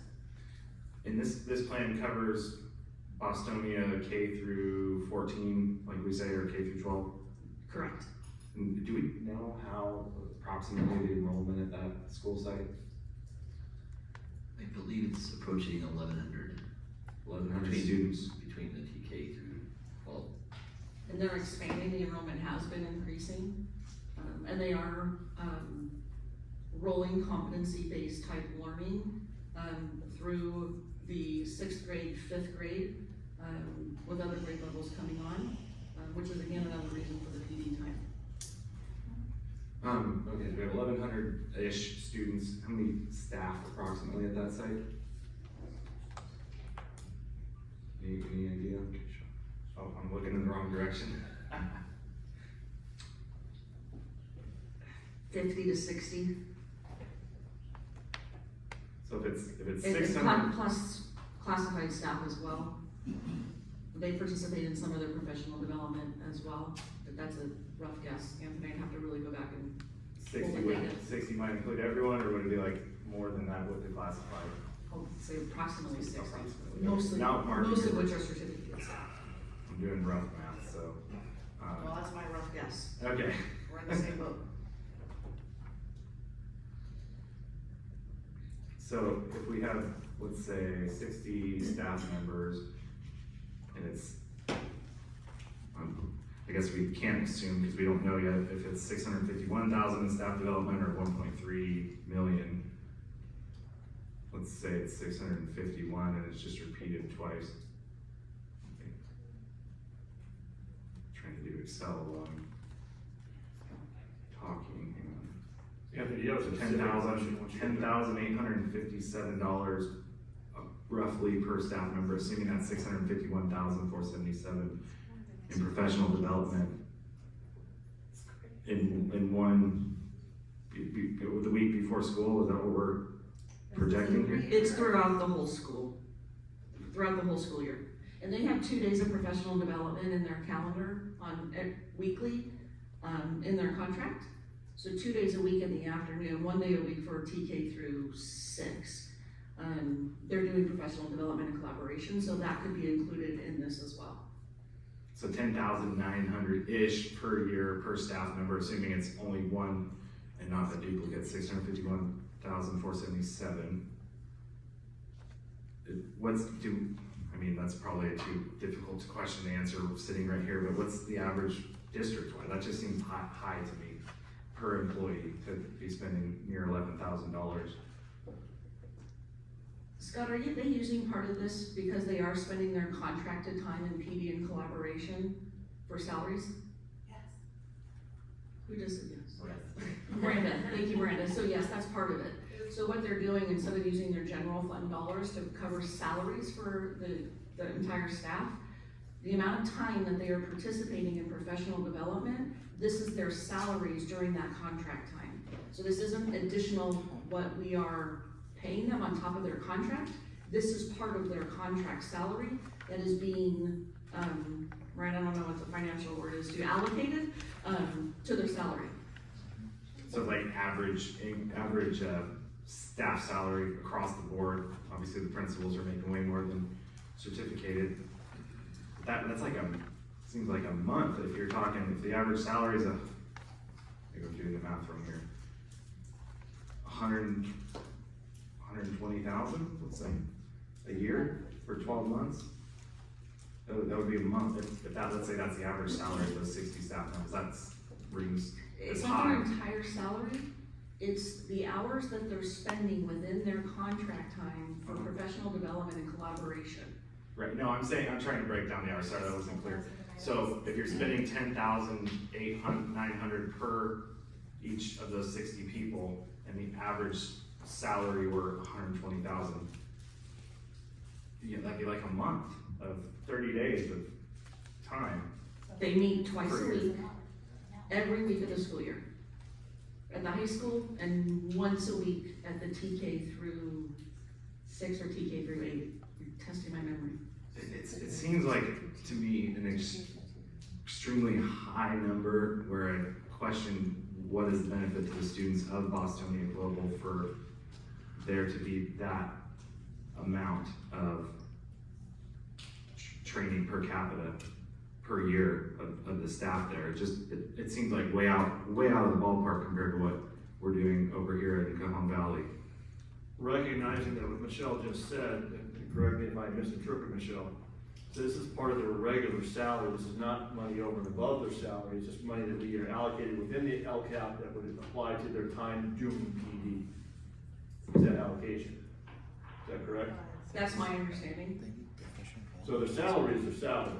How their time is then allocated is how it breaks into the LCAP, because I will presume that there's some requirement to do it that way.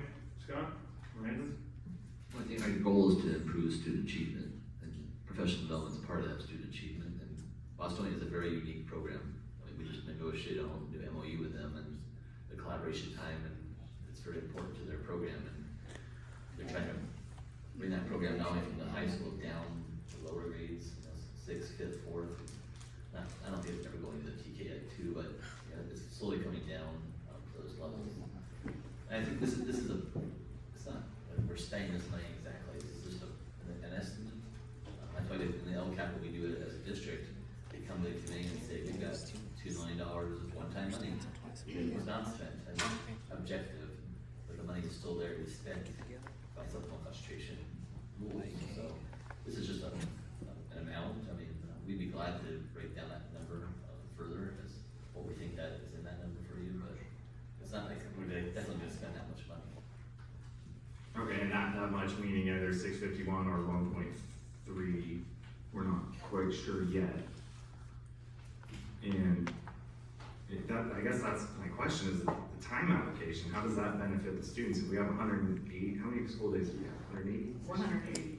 180, and you have staff at this school site spending, let's say, 30 of those days. Again, I'm working like backwards from 120,000 average salary. I think that might be high.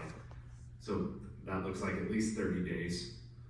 Out of 180, or maybe there's those 7 days or 5 days before we start school. So let's say it's 25 days out of 180 days where staff are not with the students, they are collaborating and doing professional development. It just strikes me, like I said, very high. And I don't understand how that amount of training would benefit the students who are there that year. I realize there's this longer term vision to train Bostonia Global to build the school of the future, but we have those students there in that grade that year who, then they graduate and we lose them, and their teachers were out of school for 1/6 of the school year doing training.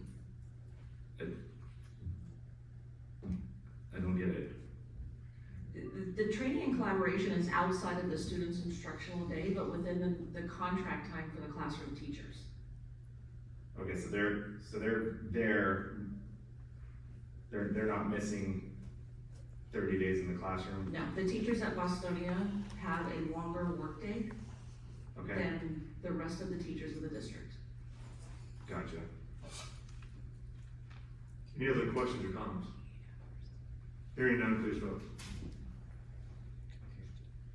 We will take a break after this particular item.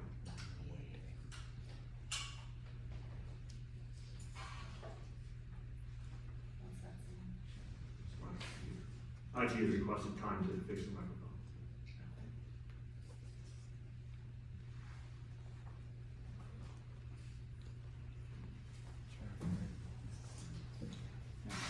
It takes so long to pop up. That's weird. And the LCAP passes 3-2. We will take a break. Come back in 5. I'm back in 5? Is that what you said? That's what it said. It's usually longer though. It's usually a time to come back at 7:30. Which turns into 7:45.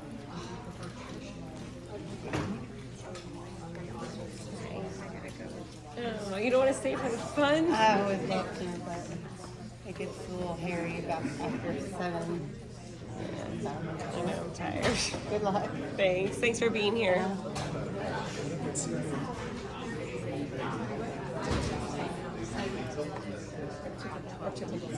Trying to hold it down. If I turn it on, it's too hard to slice them together. Is it boy, is it volume off? 4-year-old. Under the porch.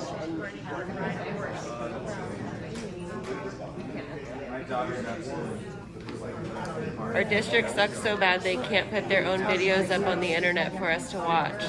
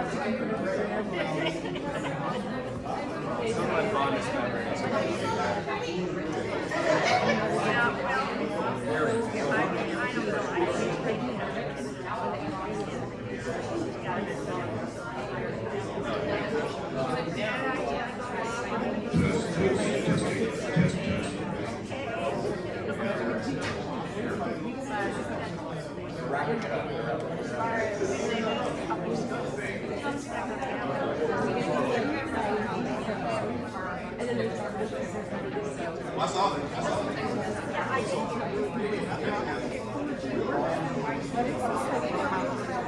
Yeah, Joe was saying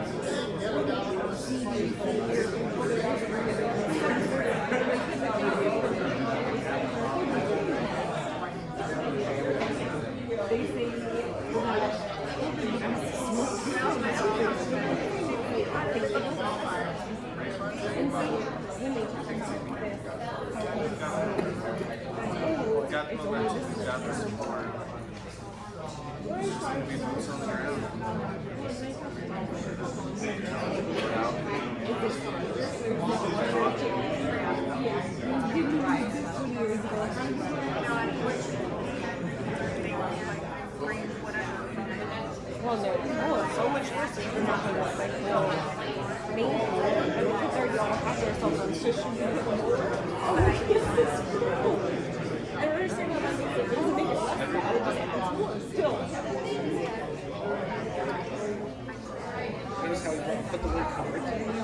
I did. I was wondering if Anthony noticed. I was wondering if Anthony noticed that too. I was wondering, but he's been talking. I was literally thinking the exact same thing because I was like, he said curriculum.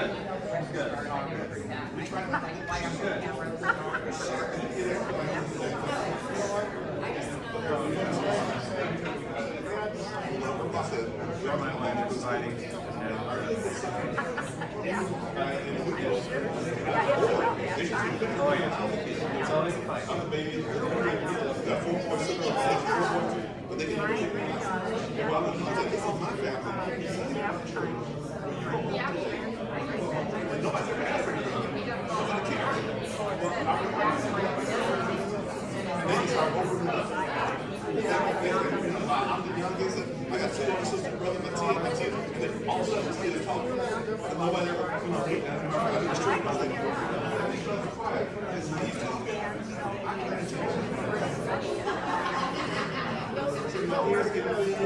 And then I used to, like, we're talking right now. These boys, everybody. And also, here's the guy looking at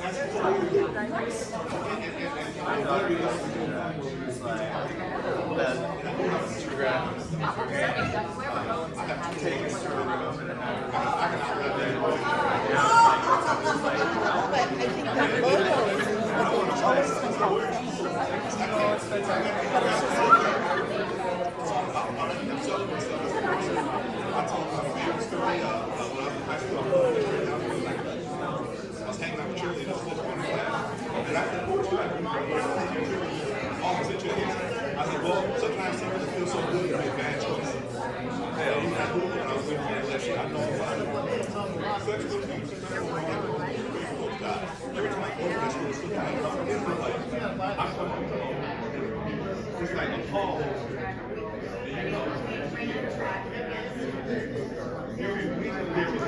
That's what he's made former chairman. All we try is listen to high school. It's very familiar, but I don't know. Summer's coming up. You need 44 credits to graduate. I can say, if you don't have 11 this year, you can't choose one summer. So we don't have 22. Well, I can't make you go. I said, well, I pull out my diploma. Here is mine. I got my paper. So once you get this, they can't take it away from you.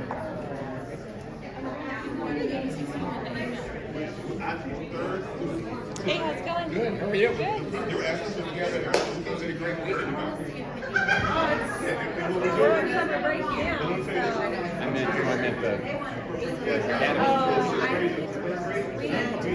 I didn't end up signing up to volunteer. It's up to me to cover some birthday, which is what my school is. And then I was just Saturday, I wanted to go to the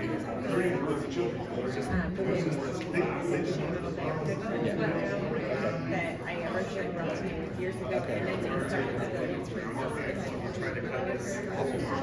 And they Is that an association? Do they have an association? It's not small. It's not small. Smack. No, Smack something else. Yeah.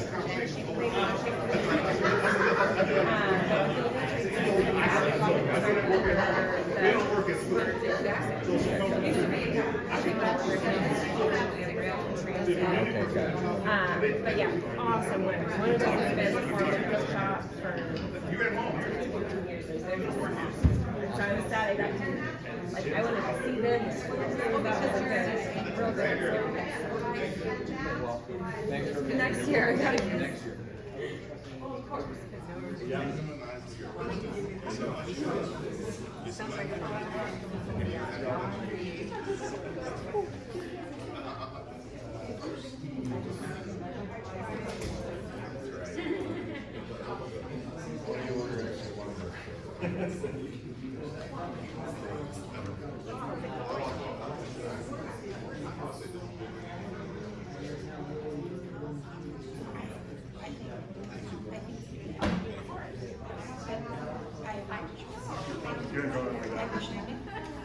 because it stayed in backseat.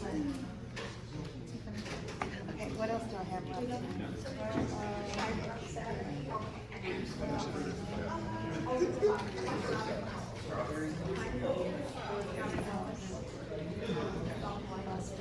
It's been about 12.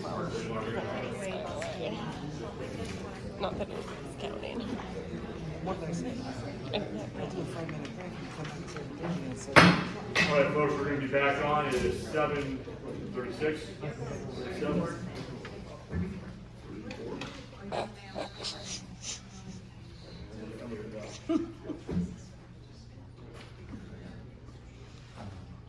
We're going to 12C, correct? 12C, Tom? Are we echoing? A little bit?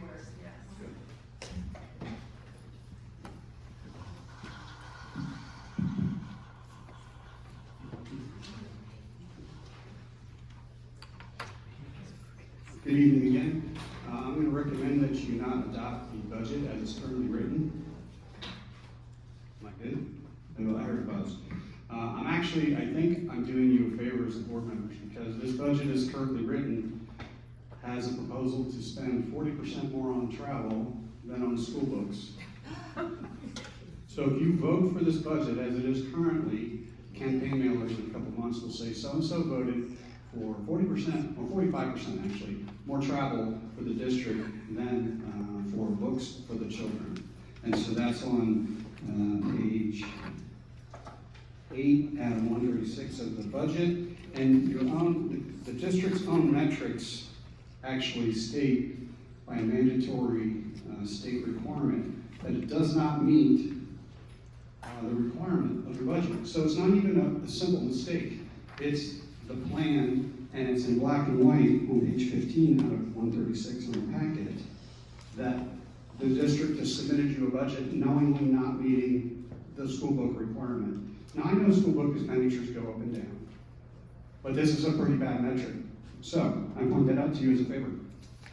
Staff expenditures are rising 5 times higher than the teachers. Teacher salaries and expenditures is 0.9% increase, staff is 4.9%. So, are you really prioritizing, is the district really prioritizing teaching or administration? 5 times higher in this current budget. I recommend you not do that. And all this budget and the LCAP that we talked about all goes back to priorities. Money follows the priorities. Every LCAP, and this budget supports it, as TEDx, RISEC, World of Work.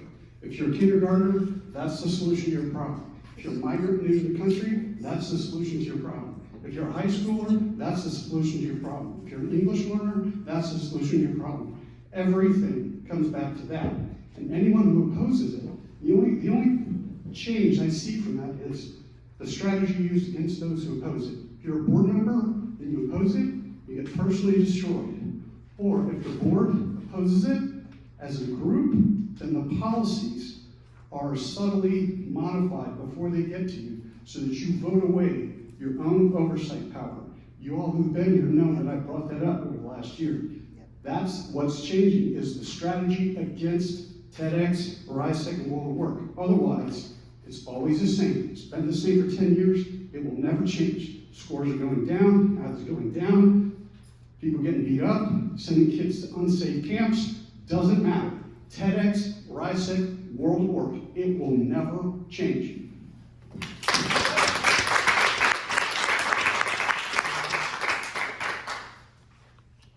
Scott, associated with the budget, do you have a response associated with the comment about books versus travel? Miranda?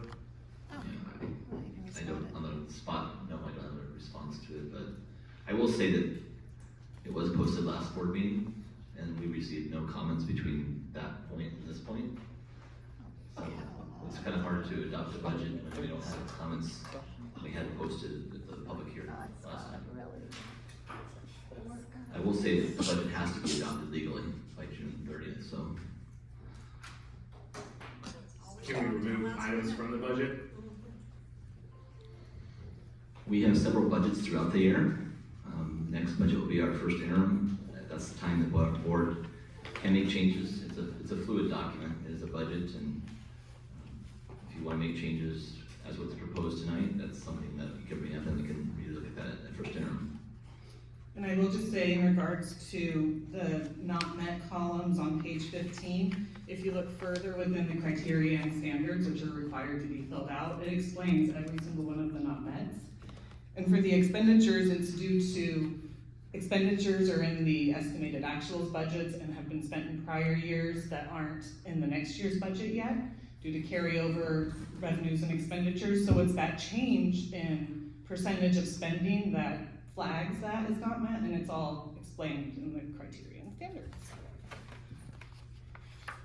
So long story short, the requirement or the need has been met, just not necessarily within this fiscal budget or fiscal year because of the way the budget cycle flows.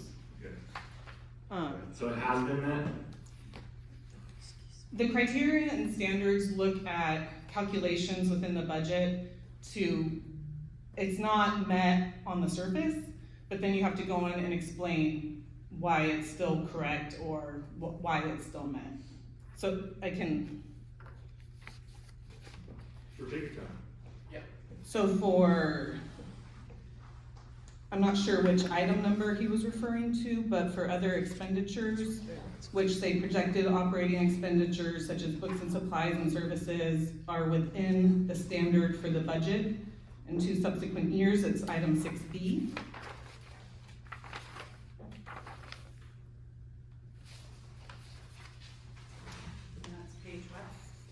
That is on page 15. The packet page 15 is where it says not met.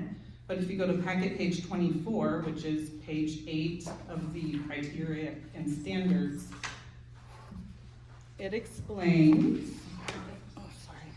Which page, I'm sorry? Packet page 24. So 6B under, well, this is all revenue.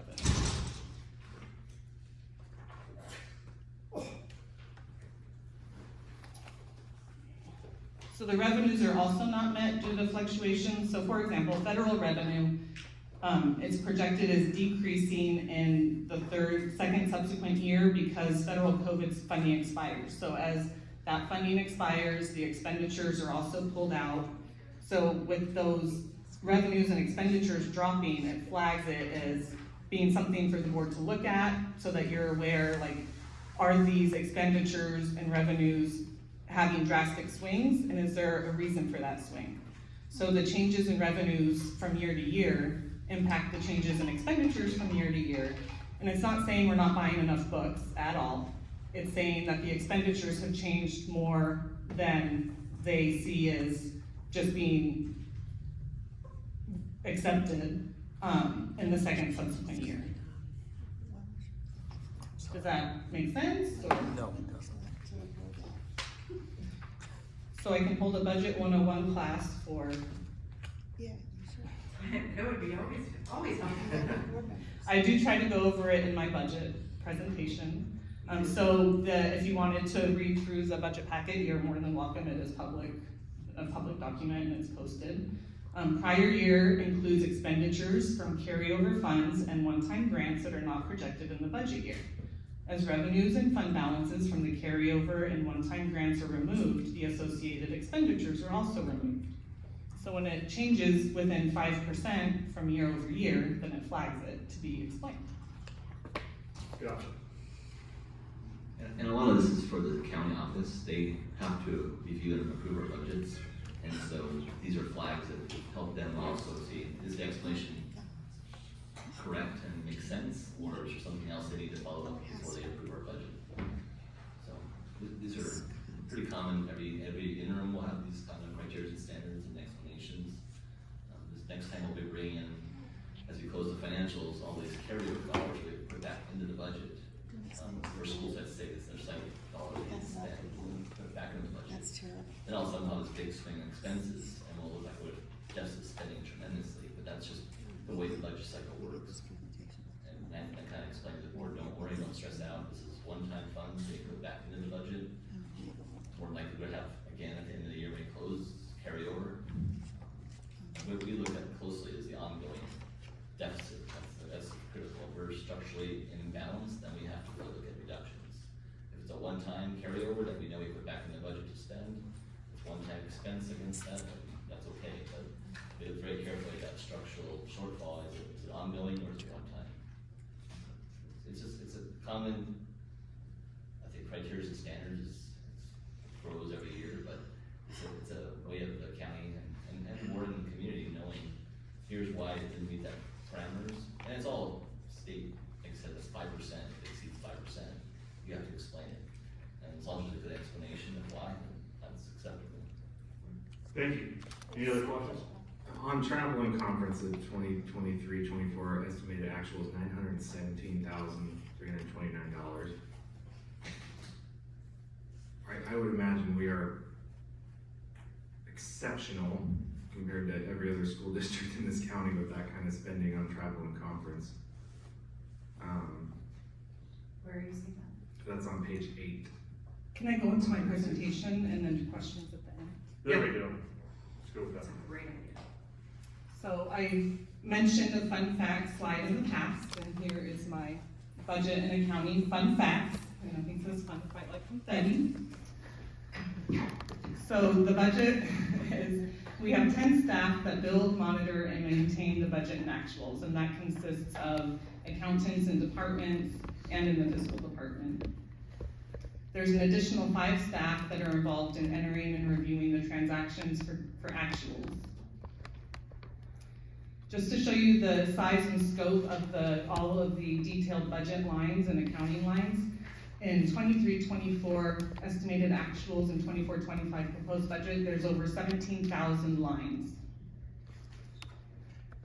In 22-23, there were over 3,500 journal entries, which contained over 273,000 lines. And this just speaks to the fact of why we can't instantly on the spot provide more detail. And we just appreciate some extra time to be able to research within those hundreds of thousands of lines. In 23-24, there's already been over 33,200 journal entries with 260,000 lines to revenue and expense accounts. So I just did that to give you an idea of the scope of the budget and why we have to pare it down and summarize it at a level to where it's digestible and understandable. And we are always more than happy to provide more detail, but we do need additional time, and we can't really do that on the spot when asked without any resources. So here is the budget cycle. On or before July 1st of every year, the governing board has to hold a public hearing, that was done June 11th, and then adopt a budget. Here is Jim's favorite slide, the budget cycle. So last June, we adopted this year's budget. We've argued first interim, second interim, and now we're at estimated actuals and next year's budget adoption. The 24-25 adopted budget contains the estimated actuals. That's what we use to build the next year's budget.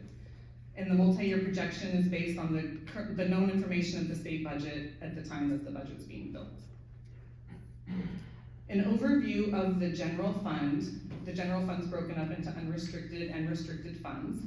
Unrestricted are those things that they're mostly, as you see from the LCFF from the state. There's a few other smaller pots of money, but total revenue for estimated actuals is about $162 million. And in restricted funds, which are federal, state, and local grants and programs, it was about $174 million. For the 24-25 adopted budget, the unrestricted is maintaining the same due to the most of the money being from LCFF. You do see a big drop in restricted because those are all a lot of one-time restricted programs, and it includes carryover funds which get pulled out until we close the books this year. So the 24-25 COLA for the LCFF from the state was budgeted at 1.07%. That's looking like it's going to hold for the state budget. Donations and carryover revenues are not yet budgeted in 24-25. Once we close the books in August and September, we put the carryover budgets into this year's budget, and that gets it goes to first interim. The 23-24 revenues, mostly on the restricted side, include some COVID-related funding, which are big dollar amounts, including ESSER 2, 3, and the in-person instruction grant. And then some state grants include the Universal Pre-K Planning Grant, literacy coaches and reading specialists, and some other smaller grants. Those are the largest ones. And the 23-24 also includes carryover revenues from the prior year that weren't spent last year, so they get put into 23-24. If they don't get spent and they're still available, it rolls into 24-25 with the first interim budget.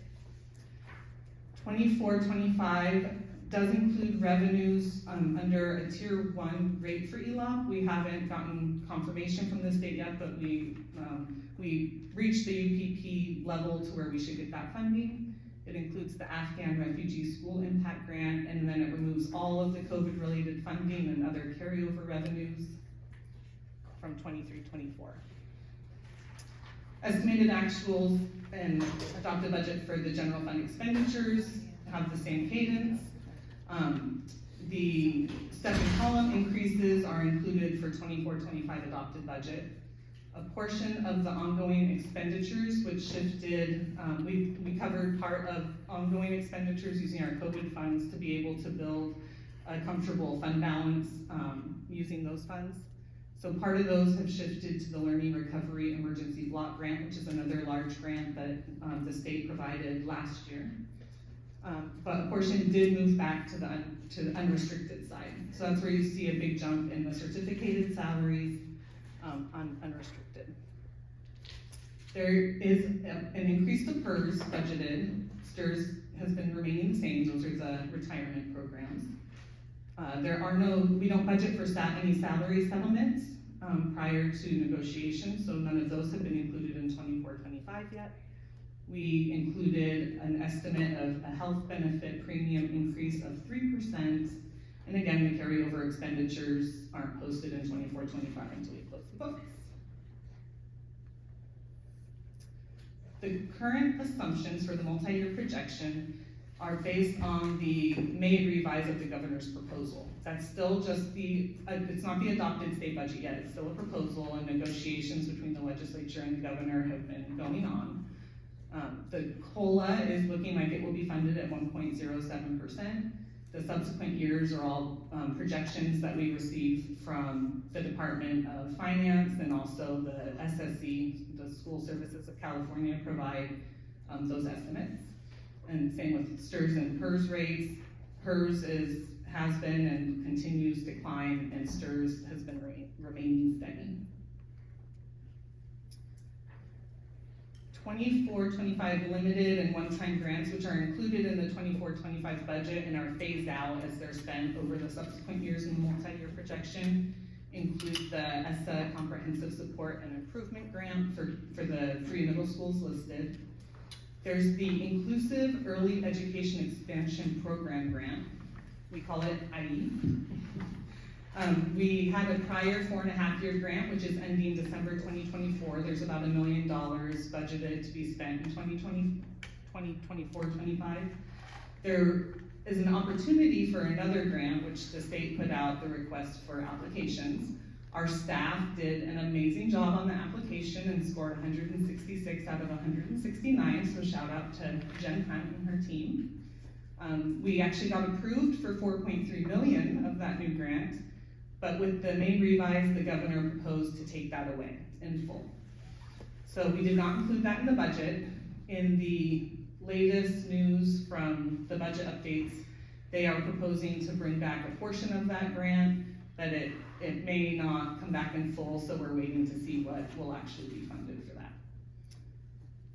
The last remaining one-time grants, which are included and phased out, are expenditures for the Educator Effectiveness Grant, the Arts, Music, Instructional Materials Discretionary Block Grant, and the Learning Recovery Emergency Block Grant. So those are all spent down over the multi-year projection. And then grants and funding which are not included are that IE grant, and then over the last several years and through COVID, every year there were new one-time grants coming out, but there don't seem to be, with the state of the budget and the financial world changing, there's not any additional one-time grants proposed in 24-25. Most of our funding comes from a combination of our enrollment, which leads to the attendance, the ADA, and then it also looks at the unduplicated pupil percentage, because we get additional funding for those students. You can see in the 3 columns before the line, you can see the last 3 years our enrollment has been growing since COVID.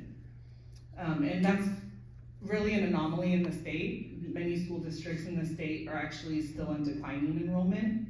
We had a drop through COVID, but we have continued to grow from that point, which I think speaks to the district. For projections, we do project modestly, so rather than projecting and basing funding on enrollment growth, we're just keeping it level. Part of the enrollment decline or potential enrollment decline is mitigated by the expanding age for TK, so we're getting more and more TK students. But we're also seeing a high number of students increases across grade levels. The ADA is an area where we've seen some improvement. We used to be at around 95.5% ADA rate prior to COVID. We saw the big drop through COVID, and now the kids' attendance rates are being slow to increase. But we did increase we've been growing, we've been growing back up to that level. But to be conservative, we project maintaining the current attendance rate of just under 93%. And then that last figure is the unduplicated pupil percentage. That's funded based on an average of the three latest years of the unduplicated pupil count. So that number has been growing very quickly for us, which leads to more funding, which is great. But it also comes with students with some higher potential needs. I don't like to project that number maintaining or growing every year. So it does show a drop, but we haven't really been seeing that drop. So it's again, just to be conservative with the revenue projections. Taking a closer deep dive at the unrestricted side of the budget, since that is where, as Scott spoke to earlier, where our ongoing, how we can show that we have ongoing stability. The LCFF revenues continue to grow. It's not as big of a jump as it has been in past years with our big COLAs, but it is growing with our enrollment growth, attendance rates, and UPP. The state revenues they seem to be they're a lot higher now than they used to be, because the unrestricted state funding is due to the transportation reimbursement that we now get. So the state didn't reimburse it, didn't give us any transportation money beyond, was it the 2012 rates? I think it was 2000. I think it's even further back. Further back than that. It's been many, many, many years since we saw any increased revenue from transportation, but those costs, like everything else, have continued to grow. So just in the last 2 years, the state started giving us transportation reimbursement. And then local revenues, again, stay about the same at this point, because we don't have any carryover revenues or any of the one-time monies such as gifts and donations included in this figure at adopted budget. The expenditures see a similar pattern of every year for salaries, step and column are increased, benefits are always increasing at a faster rate due to retirement increasing and health benefit costs increasing. Books and supplies at this point are pretty flat across the board because we don't have any of those carryover expenditures included. So, and same with services and agreements. It's all pretty level because what we're adopting now is what we would expect to continue in the subsequent 2 years in the unrestricted budget. So with the ending fund balance, we are still, I speak to it in the next slide, there's a GASB rule that we can't carry over any more than 10% reserve percentage. So we have a number, about $35 million in funds under commitments. That is to bring our reserve percentage to 10%. School Services of California always speaks to the fact that a 10% reserve would not be adequate for a school district to actually maintain ongoing stability. But this is what we have to do when the state's the school reserve is at a certain level. This actually may be changing because to balance the budget, the governor is having to pull money out of that school reserve. So we might not have to do this in a few years or for the next few years until that builds back up. But we are maintaining that 10% reserve percentage across the 3 years, which is why we can adopt the budget with I forget the term right now. We meet the requirements for all 3 years.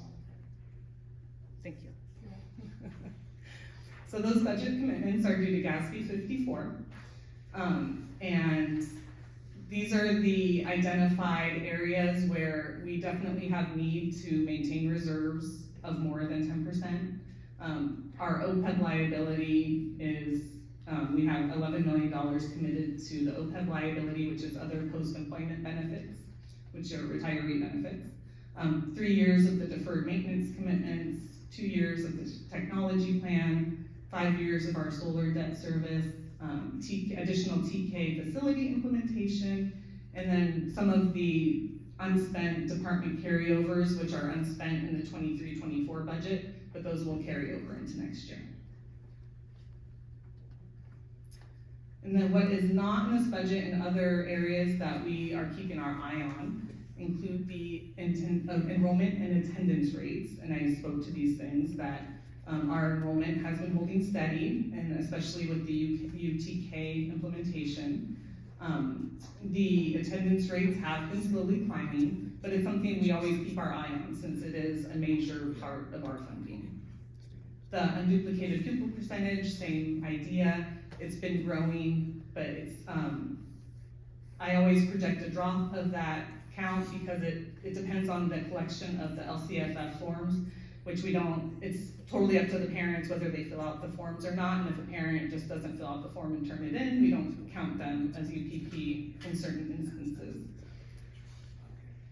Negotiations, there's no second column budgeted for future years because we do not budget that prior to happening. State budget adoption, with the state facing their huge shortfall, we always have to keep an eye on how what they're going to do to fix that shortfall. And any of the state budget, once it's adopted, any of those changes get put in for first interim because the governor hasn't even signed the budget yet, but we're forced to adopt the budget based on revenues that he hasn't approved yet. And then the use of one-time funding, we are still using about $3.5 million from the, we moved it from the expiring COVID funding to the Learning Recovery Block Grant, but that will eventually have to shift back to the unrestricted fund. So there's about $3.5 million of ongoing staffing costs, which are not in the unrestricted side yet. So we just always have to keep that in our head to make sure that we can cover that in the future.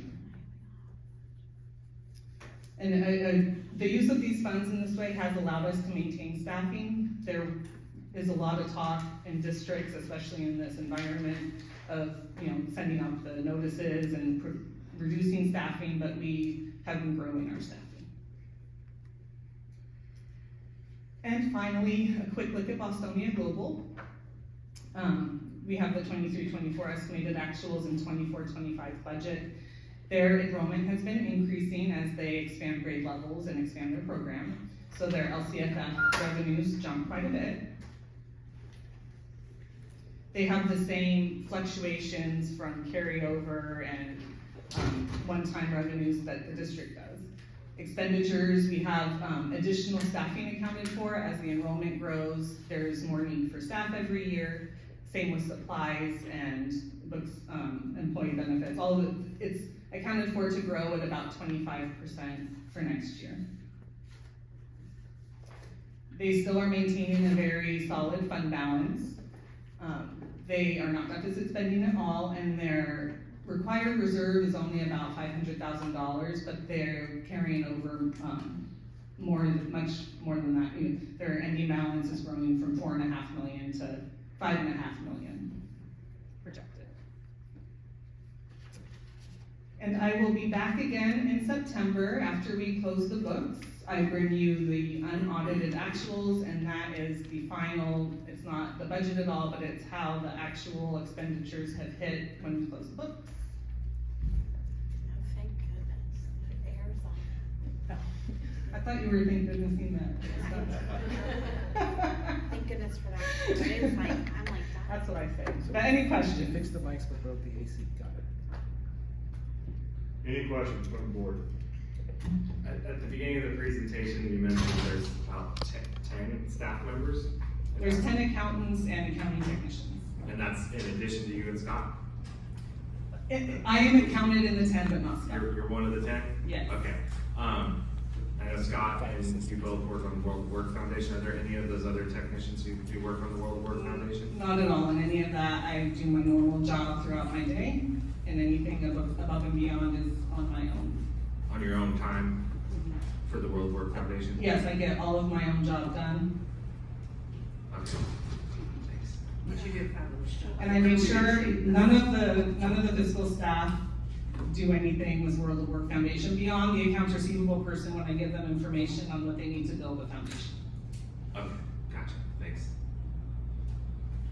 Any additional questions? I will put one on page 14 of the budget. There's it kind of breaks down our restricted balance, and there's lottery for instructional materials, since that was a topic earlier. There's about $6.5 million in there, and that's what we use use for a lot of our adoptions. I think there's a lot of adoptions coming up here in the next year or two. That Aaron mentioned she'll be bringing forward to the board. That's the source of that funding is lottery restricted. And then in the LCAP, we have about $1 million that's meant for instructional materials too, and software and that stuff.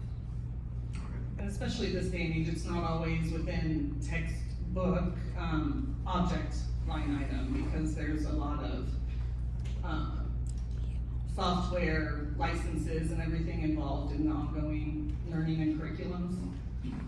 Outside of just textbooks or books for reading. But the It's more in textbooks, we don't software. have a large textbook cost year over year, since we do the textbook adoptions, where it's millions and millions of dollars, where we buy all the textbooks, and then it's just maintaining that level and replacing them as needed. And there's like consumables that go along with the textbooks. Yep. That does cause replacement every year for the textbooks themselves, no. So it's a savings. Yeah, I We're think not a that- required spending. Yeah. Not a required spending. And I think that, like, iReady is like a contract on here for. Right. That's, would be an instructional materials, but with our older students having Chromebooks, that's now on their Chromebooks to use. So it's a different type of instructional. And there are books and things that they can actually read that are on the iReady. Yeah. Correct. Thank you, Mike. Thank you. We have a motion to adopt the budget. Discussion.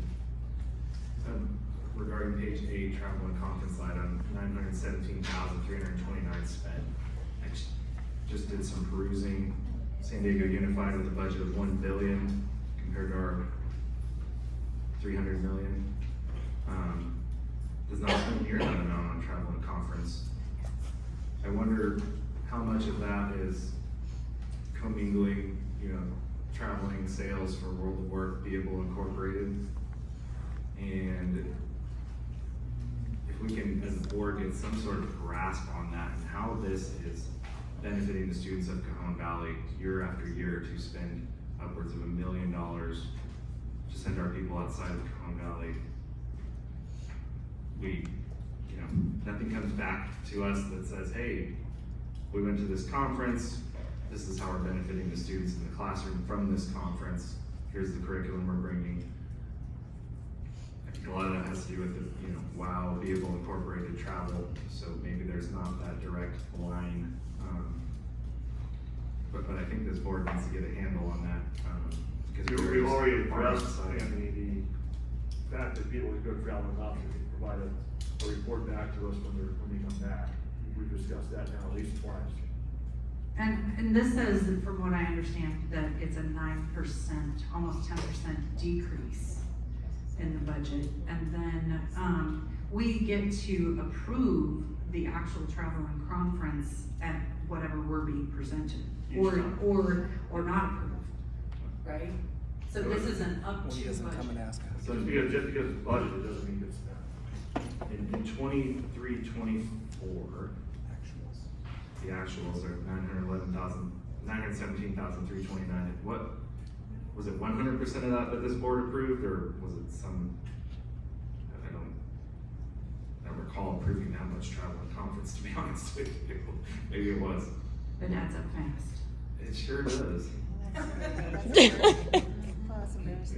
And I want to say that is still an estimated actual, so when we come back in September, that will be a true number of what we spent on travel and conference. Will that number include reimbursement, or will that number just be what we outlaid, not inclusive of reimbursement?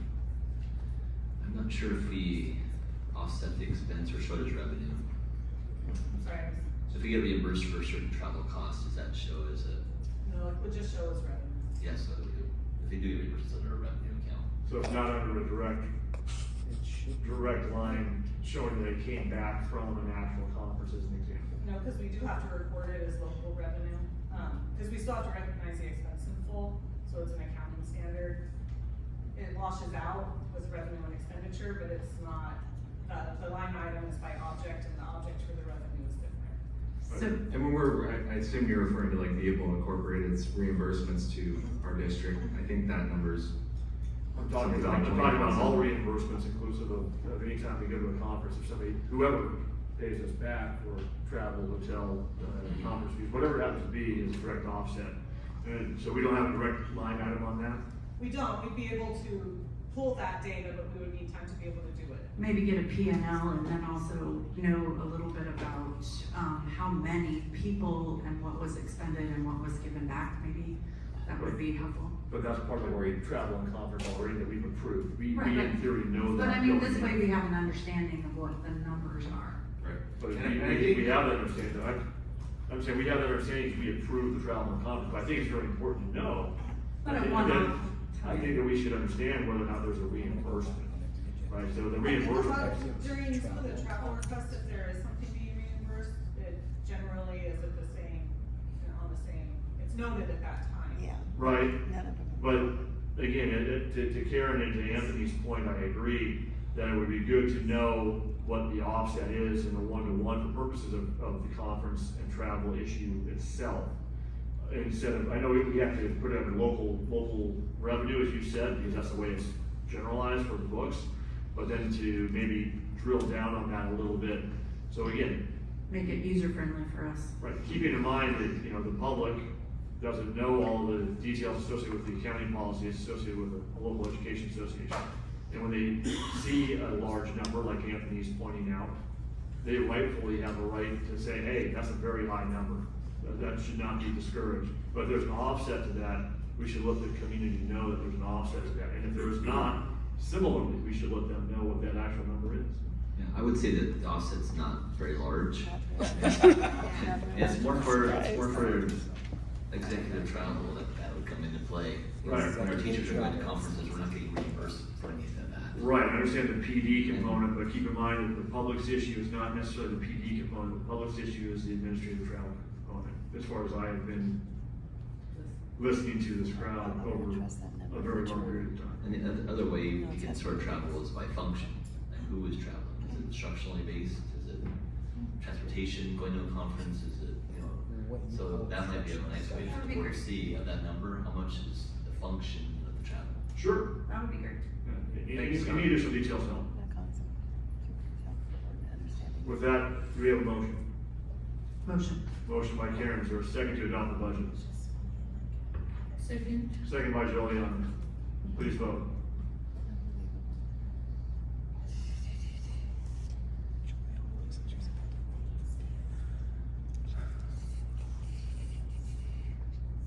I appreciate all your detailed work, Miranda, and the hard work that your team does, so thank you for keeping us solid. Thanks, Miranda.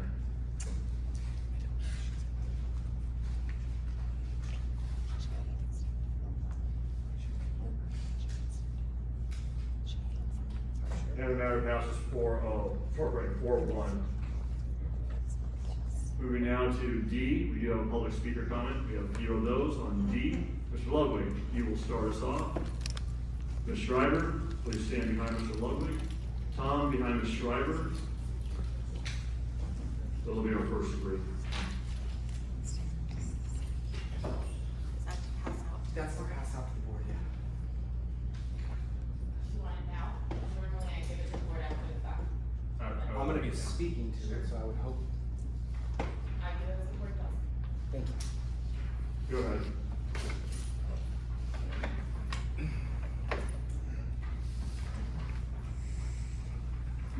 So I understand that he's contract's up for renewal or amendment, I should say. A few things I want to point out that I've not seen at any of the board meetings I've attended is, let's see, 4B, develop short and long range goals with specific criteria for determining effective achievement and evaluating outcomes. I don't think I've seen any of that from the superintendent.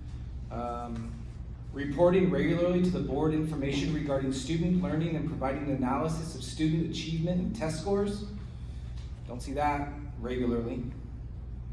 Communicating openly, systematically, and promptly to the board, staff, and community, and promptly informing the board of significant issues or incidents. When I called Anthony in regards to my daughter's expulsion, he was completely unaware.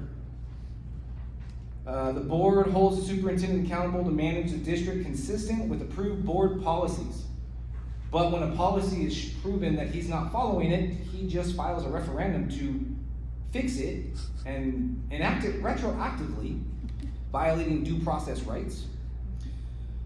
6B, it says the evaluation is supposed to be done before June 1st of each year. That didn't happen. When it comes to his additional fringe benefits, his $300 a month reimbursement for business-related expenses and having to show no claim shall be required to get that. I believe those expenses need to be itemized for the public to see, and he should only be paid the amount in which he is requesting to be reimbursed. And when it comes to the automobile expense, I understand that he drives around a lot. We have a fleet of vehicles that have our district logo on them that we pay for. I'm sure we can give him one of those, or he can be reimbursed at the IRS level of 58 cents a mile like the rest of us in the world. I mean, there's a tax document, 2106, for unreimbursed employee expenses. I don't know why the taxpayers should be paying for his automobile expenses when the district can reimburse him per mile. And also that needs to be itemized out too. And then I find out today that he's got a district credit card. That's nowhere in this contract. The superintendent is required to render 12 months of full and regular service to the district in each school year during the term of his agreement. Yet none of us know why he's not here tonight. And the board won't comment on why he's not here tonight. He's the secretary of the cabinet. He's part of this board. This is a public meeting. The public should know why he's not here. Just like when you guys aren't here, we're told that you are out sick or whatever. We're given an explanation. I don't understand why that's not given here. Professional liability. Unless there are findings of criminal action, fraud, corruption, or actual malice, the board's to protect the superintendent. Yet when a community member brings forward malice, they just fix the problem. And this is to show the grade levels. And to respond to your respond to where David is. David is not in previously approved travel and conference day. If you look back at previous agendas, we have him listed in where he was and the dates. So that's where he's at, as a board approved travel and conference day. And that could have been discussed. And he did mention that at the last meeting, but. Well, I understand that, but not all of us recall that. So when people are asking. Appreciate that. Common courtesy to let us know who superintendent is. Which we just did, Mr. Schroeder. Please. At the beginning of the meeting would be nice. Or you can look at the past meeting which you were sitting at when we discussed this. That's okay, Jim, we're not supposed to dialogue, right? So, Well, it's an agenda item, so actually we can't. Please continue. Okay. So,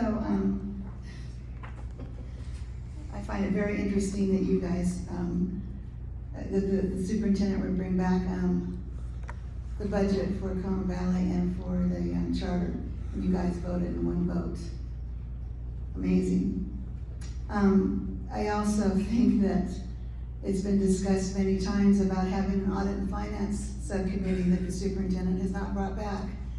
That would probably alleviate a lot of the discussion and the misnomers, and it would educate a board member when he sits on that committee, some of the nuances that Scott was talking about, that we know about, that happens, rollover money, things that don't, they're not what they seem to be at the time you have the budget, and then it changes and whatever. You have a board member that sits on that committee, and it can report when the time these budgets are looked at, or the board has to adopt them. He can bring forth what he's learned in that committee, instead of having a 101 here at the time that you're adopting it. The superintendent, as part of his contract, is the evaluation as well. I'm not sure, I'm sure you probably didn't finish the evaluation because he's not here tonight, and so if it's not finished, I don't know that you should be approving his contract without a finalized evaluation. One of the concerns I have about the superintendent and his contract is the board recognizes that it is a collective body. Each board member recognizes that his or her power as a board member is derived from the collective deliberation and action of the board as a whole in a duly constituted meeting.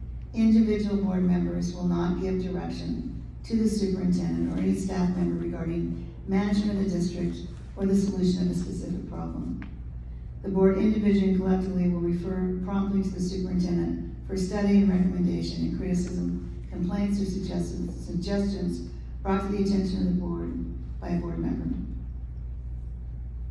That doesn't happen in this district.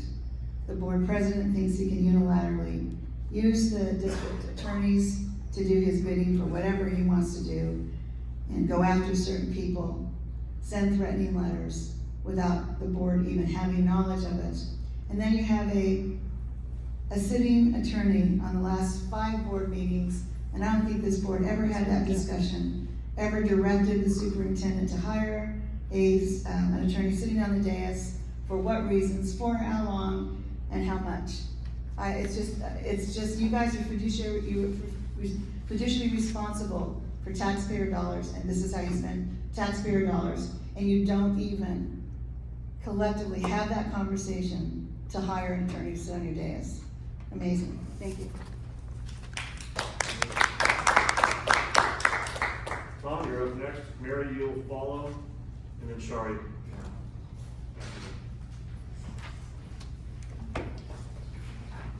Read that. Read that.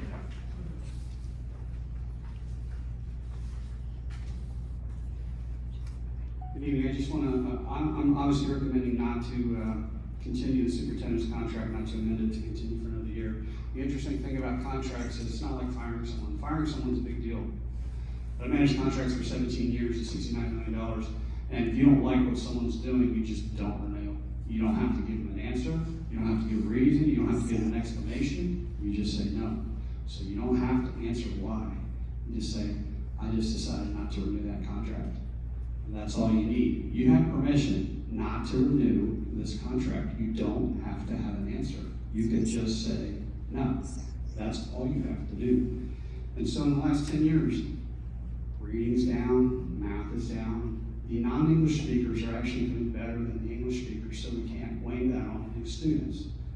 Employee engagement is very bad. I just told you that a few minutes ago. Parents are out of the loop and being kept out of the loop. I talked about that a little bit. I've heard people come and yell at you guys for the last year. I've only been here for a year, but I got a feeling they've been yelling at you for a lot longer than that. Yep. Parents are unhappy. There's formal and informal community groups springing up to bring more issues to light. It's not because they don't have anything better to do.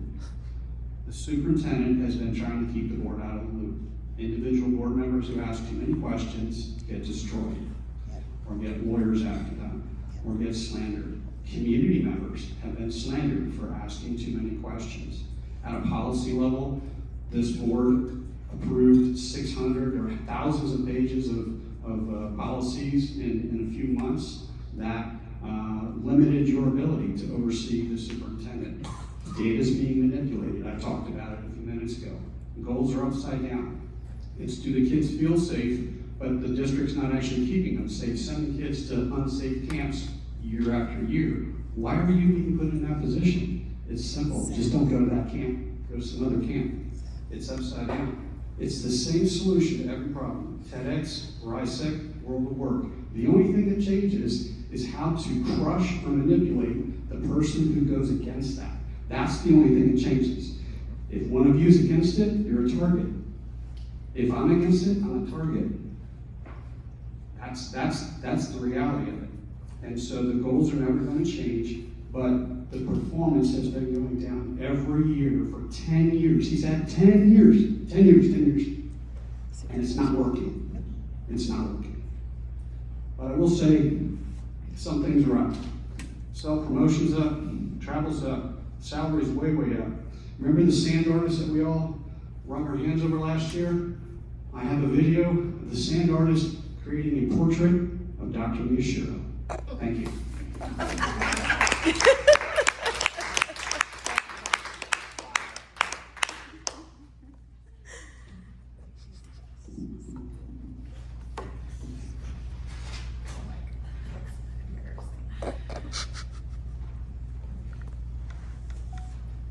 Hi, Mary Davis here. I'm asking you to vote no on this item for the one-year extension. I have serious concerns about the direction of this district and the supervisor's performance, from interpersonal skills to not updating board policies on a regular interval. Also, I came across something in my research about the Committee of 100, which I was not familiar with, and it was basically a reimagining curriculum, and I'll read part of it. This is from Mr. Miyashiro. Systemic change is hard because of the structures that have been put in place around it. In our case, those structures are standards, curriculum, frameworks, accountability measures, time, space, grading policies, and the list goes on and on. I found it very interesting that grading policies were considered to be an obstruction, and it's interesting that people that are against grades somehow don't seem to be against evaluations for their own employees. Regarding redesigning systems, it is one thing to strive for new skills and challenges as times change, but we must always be grounded in the firm foundation of core academics, and that seems to be sorely lacking in this district. Also, there seems to be a misplaced emphasis on feelings over substance. As my husband said when I shared the district motto with him, he said kids would be happiest with all-day recess, no homework, and candy and ice cream for lunch. But what makes a kid happy is seldom what is actually best for them and what they really need. Also, as an aside, we talked about the superintendent not being here today, and I wanted to point out, to my recollection, this seems to be the third meeting in 2 months that he's missed. And so I would recommend that automatically as a travel policy that you do not approve travel if it conflicts with a board meeting, say for maybe once a year. No slight to Scott, you did an admirable job filling in tonight, but it would have been nice to have the answer straight from the horse's mouth about the prior question about the higher out-of-class hours at Bostonia Global. Lastly, I also again ask you to structure the superintendent's compensation based on merit, not via academic performance standards, and not some other feel-good policy. For over a decade, his salary has gone up, while test scores go down, down, down. Changing benchmarks from academics to razzle-dazzle goals is a grave disservice to the long-term welfare of the students. Thank you.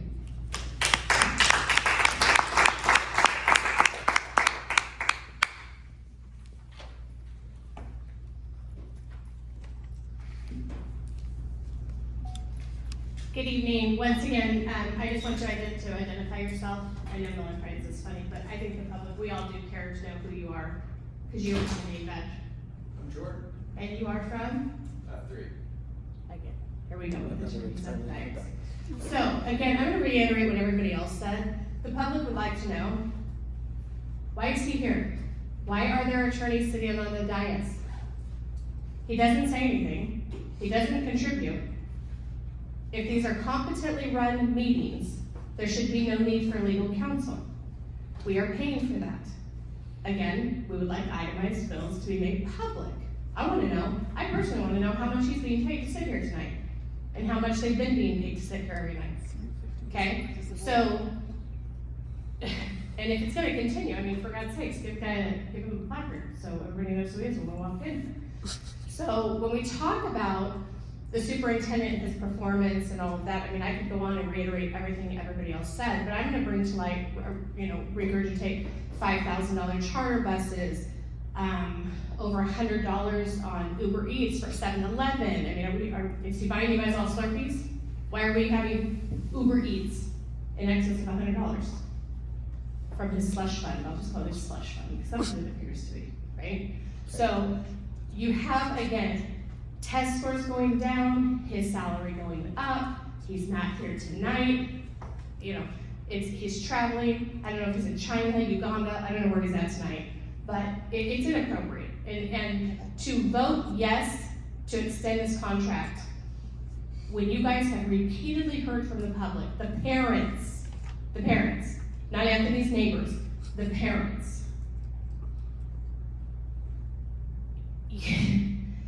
I am pleading with you to vote no on this tonight. I think if you vote yes on this tonight, it speaks volumes to your discernment. So please, do not extend this contract, not tonight.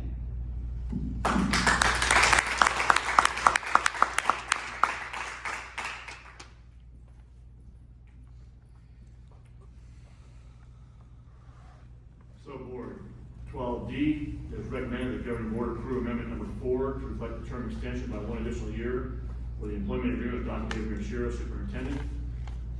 Dr. Miyashiro's evaluation is conducted in closed session and has been conducted. I know, you didn't report it out. Motion to approve. You didn't report it out. Is there a motion? No, you don't report out on a private employee contract. So I do need a motion to approve.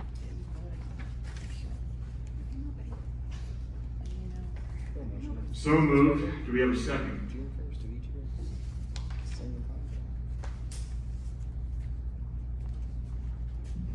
Second. Second by Juliana. Additional discussion, keeping in mind the rules associated with private employee contracts and closed session. Hearing none, please vote.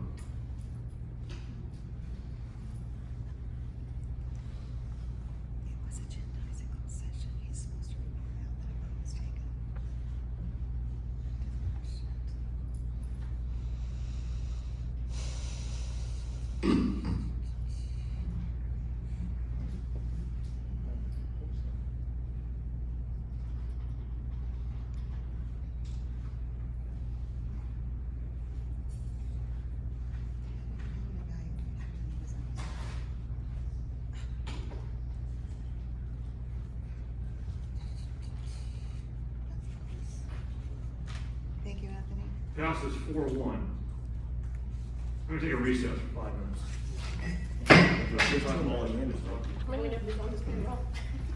Yeah, right? For the love. That's not even.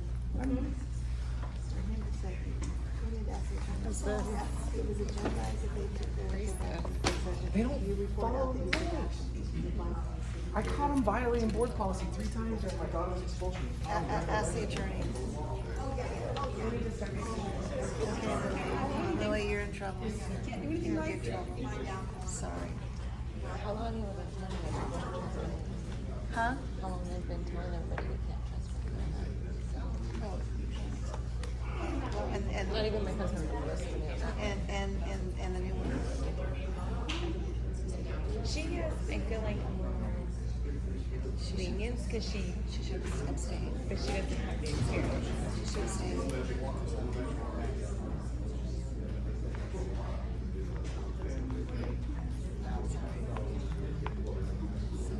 They voted on 2 budgets today.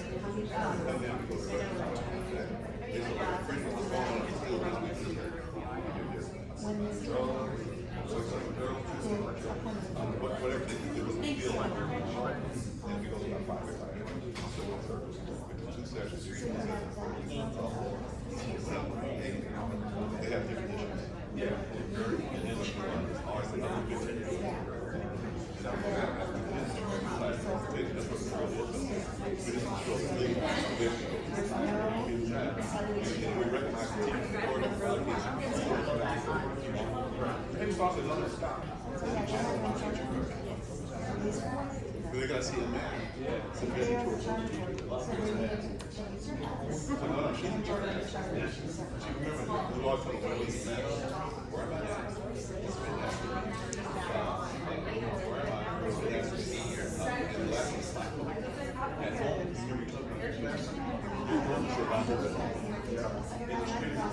School, She tried everybody to go. So I said, well, maybe we got to keep it. That's what I come make some time when I first introduced myself. Check this out. I'm going to call the ladies. They got my name. Right?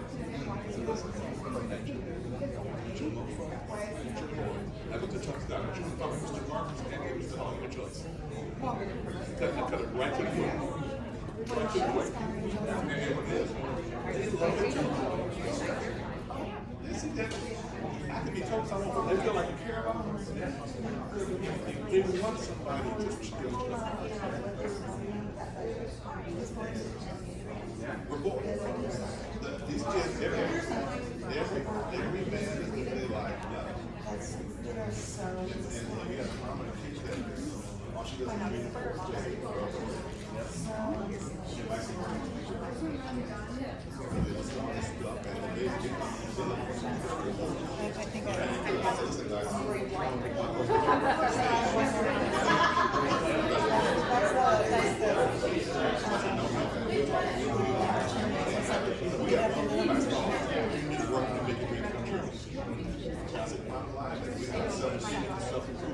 How do you improve yourself? You got to work. Is it the first thing you learn in college? Work. You know all day what energy you have to work. Tell me for a little bit of time, you still you have to do it right and work showing your grades. When you second it, normal. why can't we do that? When you second, when you start second. It's the special Bruce Banner when he understands. Everything around him, he's going tearing up. And then Paul said, yeah, so he recognizes some anger. And you talk about I go fishing, I go salsa dancing, I come all this. Still enough. I'm human being too.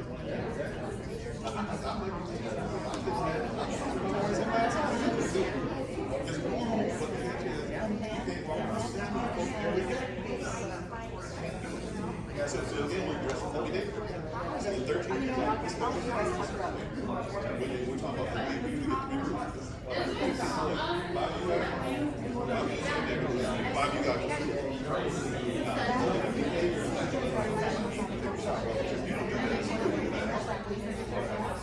you do it, you talk. You can't talk to your mother. So where's that balance? I don't want you to mother. Let me talk that stuff. But it's just the voice that you've never heard.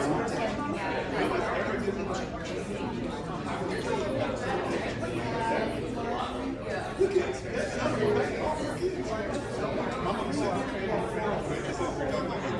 you have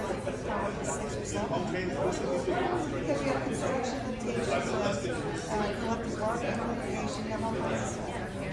Figured out what they This black on the board is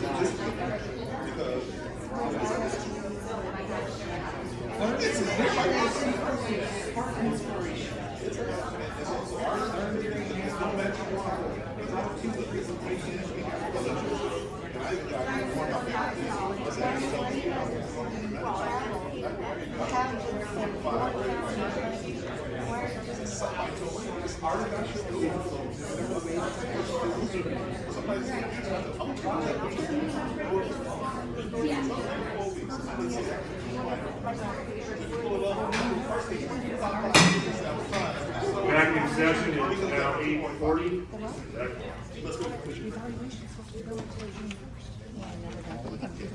Moving on to 12E.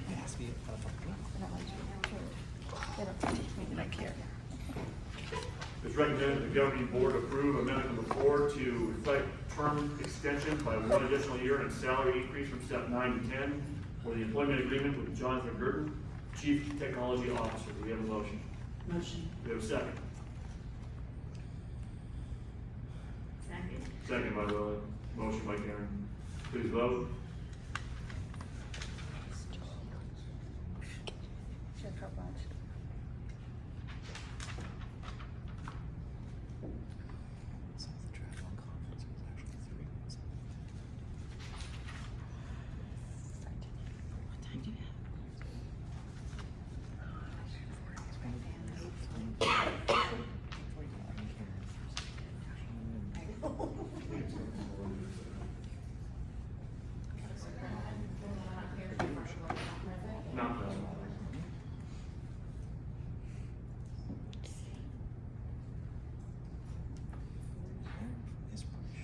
Passes 4-0. Moving to the next item. It is recommended the governing board approve amendment number 4 to reflect term extension by 1 additional year and salary increase from step 7 to 8 for the employment agreement with Karen Minshew, Assistant Superintendent of Educational Services. Do we have a motion? Motion. Motion by Karen, is there a second? I will second. Please vote.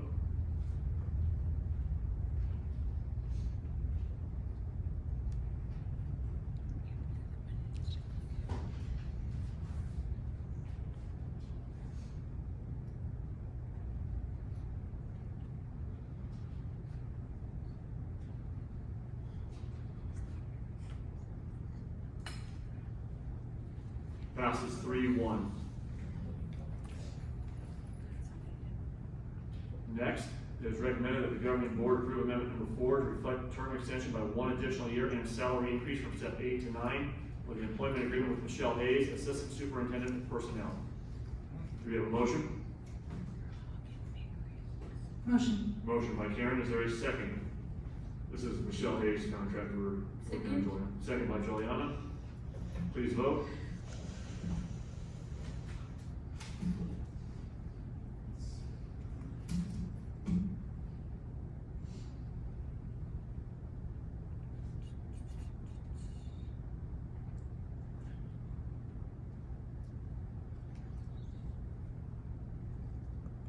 Matter passes 5-0. Moving next. It is recommended that the governing board approve amendment number 4 to reflect the term extension by 1 additional year for the employment agreement with Scott Bucksbaum, Assistant Superintendent of Business Services. Do we have a motion for Scott's contract? Motion. Motion by Juliana, is there a second? Second. Second by Anthony. Please vote.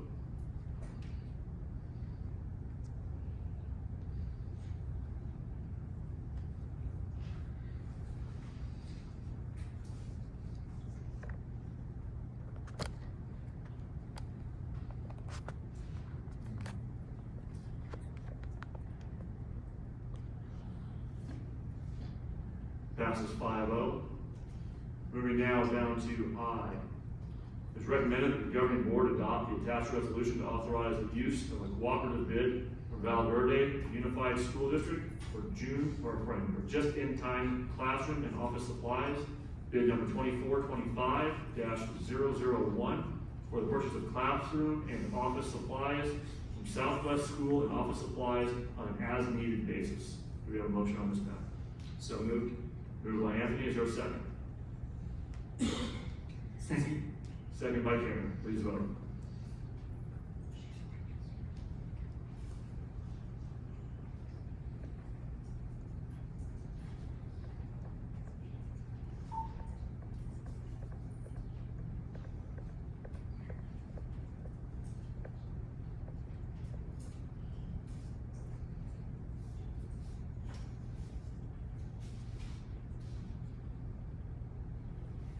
Passes 5-0. Next. It is recommended that the governing board approve the attached resolution to approve resolution for use of school facilities for educational purposes. Do you have a motion on this matter? So moved. I will second this myself as I drafted it. Thank you for that. Please vote.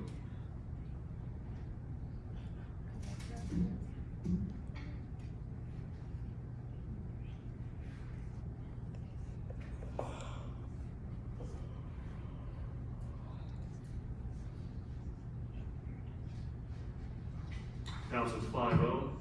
Thank you for that, guys. Moving down to K. It is recommended that the governing board authorize the award of bid 1643 upon opening to the lowest responsible bidder with ratification at a subsequent board meeting, and to include change orders subject to ratification, and to accept project upon completion. Is there a motion on this matter?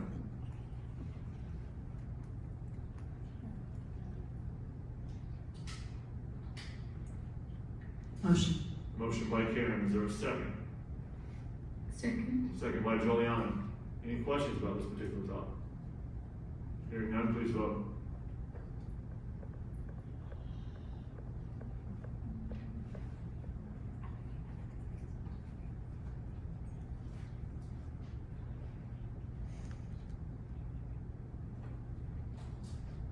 Passes 5-0. Moving to L. It is recommended that the governing board authorize the award of bid number 1648 upon opening to the lowest responsible bidder with ratification at a subsequent board meeting, and to include change orders subject to ratification, and to accept the project upon completion. Is there a motion on this matter? Motion. Motion by Lily, is there a second? Second. Second by Anthony. Any questions? Please vote.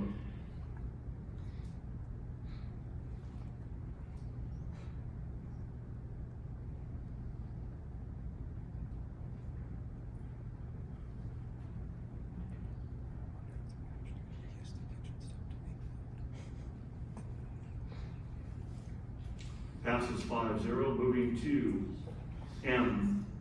It is recommended that the governing board approve the agreement with Tri-County Drilling, Inc.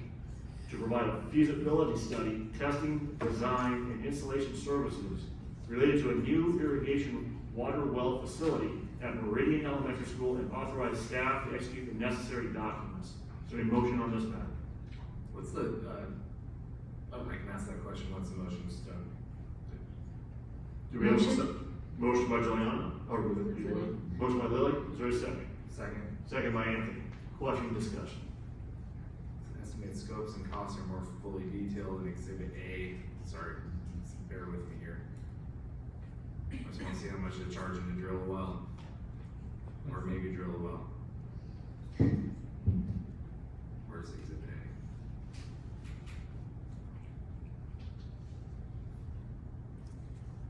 Exhibit A, there it is.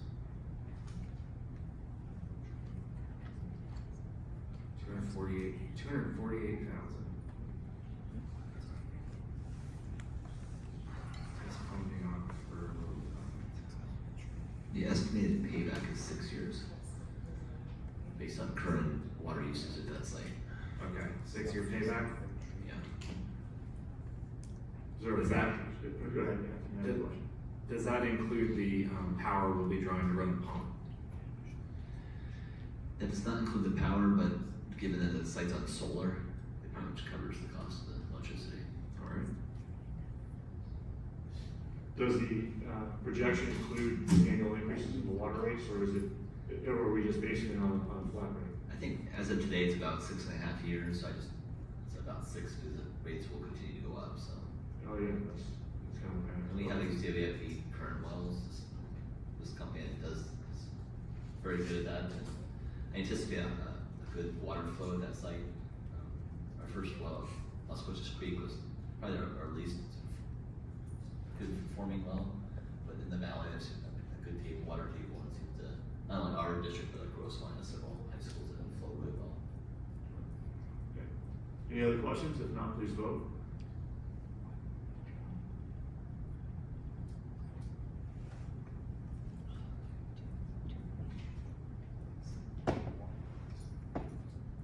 Passes 5-0. Moving to N. It is recommended that the governing board approve architectural and engineering services by HED for additional classrooms at listed schools, and authorize staff to execute necessary documents. Is there a motion on this matter? Motion. Motion by Juliana. Is there a second? Second. Second by Anthony. Any questions or discussion? Hearing none, please vote.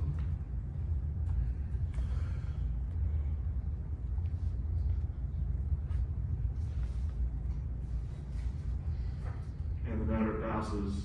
Oh, wait, I haven't voted yet. Okay. Just popped up. We'll see. We'll see what happens. Passes 5-0. Right. Going to O, we have public comment on O. If Joan is please available, she would be our first speaker. Ms. Schreiber, you would be our second. Mary Davis, 3, and Charlie would be our 4th speaker.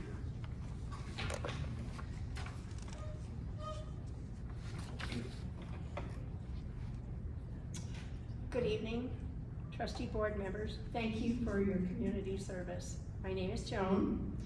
I am a member of the Civil Review Board, Cajon Valley Chapter. Our purpose is to advocate for the reconnection of families with their children's education. My issue of concern this evening is related to agenda item 12, action item O. Approve and ratify consultant agreement numbers 12 through 18. I am concerned about the $144,612.48 of projected spending on events for staff for the purpose of, quote, employee engagement activities. I've talked with teachers who's constantly spending their own time and money on activities. In addition, the PTO and the PTA clubs, they have fundraisers for their classroom expenses. And while at the same time, the board is approving enormous expenditure, and I agree teachers and staff deserve to be supported. Some of the expenses are reasonable. However, I would like you to reconsider spending $24,750 on Regal movie tickets and 2 catering services costing $73,822.48 and $35,000. A total of $133,572.48. These expenses are extravagant and out of line at a time when the district is asking the public to fund bonds. I would like you to reconsider these expenses. These expenses will not improve academic achievement scores. Thank you very much for your time. Ladies and gentlemen, as this is a agendized item, there are certain things that can be actually discussed. The Regal movie tickets, unless I am mistaken, they're not movie tickets, ma'am. They're for rental of the facilities, because to have 2,500 staff in one spot at one time requires the use of their facilities. So it's not, again, a movie ticket to go see the latest blockbuster feature. It's to use the facility itself. So, and if there's any clarification on that, I'll ask that of staff. But in the past, we've had activities at Shadow Mountain Church, and then last year at San Diego State, which was very expensive and very last minute, by the way. But again, we have a lot of employees, and being in one place at one time requires certain expenditures. And for the Regal movie tickets, they're not tickets, they're just for the space. I hope that clarifies certain things. And I think some of the math that was given to me, but it's about $40 per person. So for this event to do a back to school breakfast, and so really cutting back on the expense, which we have challenged that be the case, so. Ms. Ryder, when the top clock starts.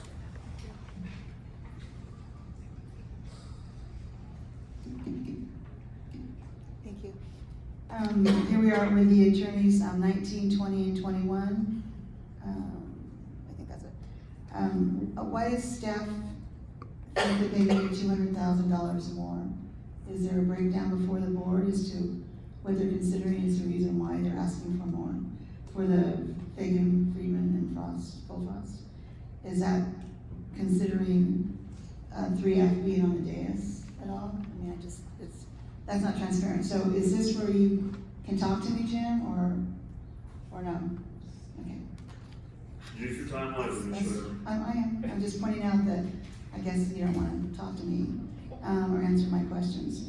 But I think this would be a good time for you to defer to the attorney sitting on the dais about how you report out of closed session, Mr. Miller, if you took action on the superintendent's evaluation. That might be a good thing to ask him, how you handle that. Thank you.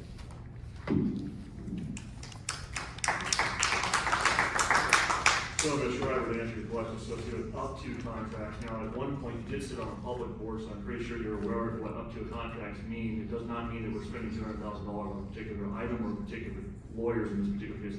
It means that up to that amount has been approved, and we can either pivot, not use them, use them. It allows staff the opportunity to use contracts with those lawyers for their purposes as needed up to that amount. So hopefully that clarifies things. I do understand that, but what? As for the closed session issue, I cannot report out of closed session. It is an employee contract issue now. And I would hope that you remember that as well from when you were on the board.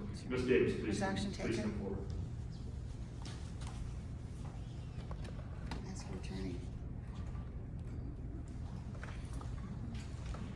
Mary Davis. So this is first about item 7, about the Go Math consultant. I picked the brains of a few teachers that I know in different districts, and the consensus was Go Math is what they deemed as not very rigorous. I would call it curriculum for dummies. And I know your students are much better than that, and they deserve to be challenged. I don't want to have my future surgeon or engineer having taking, remedial math. I want them working and challenged to their best.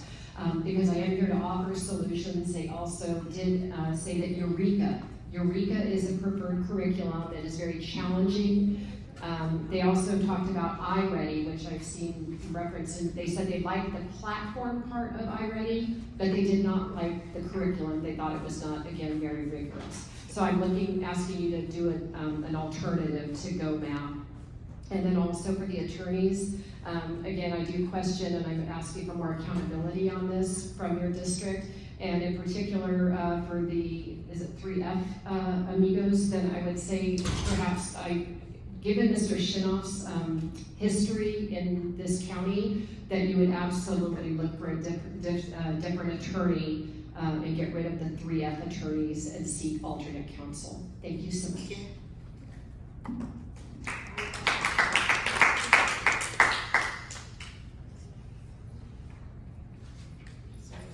Sure.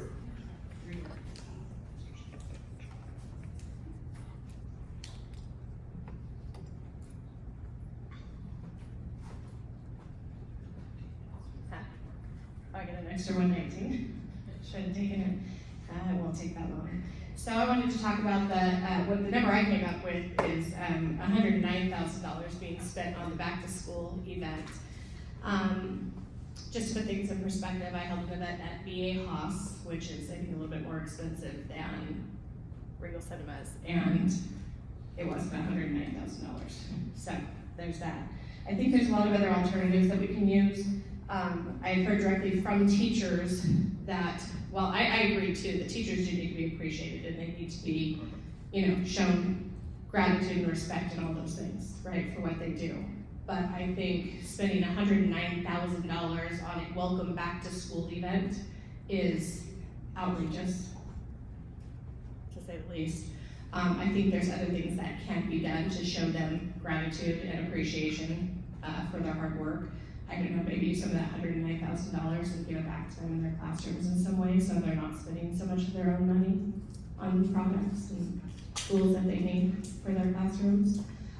So I would ask that you, with regards to all the back to school activities or the return to school activity, the $109,000, I would ask that you seriously consider voting no on that piece of it, or however it is. It seems the rules change all the time, so I don't want to misspeak, but whatever it is you need to do to make sure you don't spend $109,000 on that and be a little bit more smart about how that money is being spent, and still at the same time show them the appreciation they deserve. I think both are attainable. So, yeah.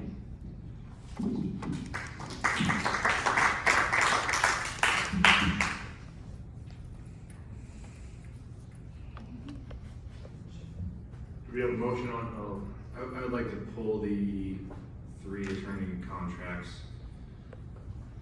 vote on the rest separately. those items number? 19, 20, 21. Thanks.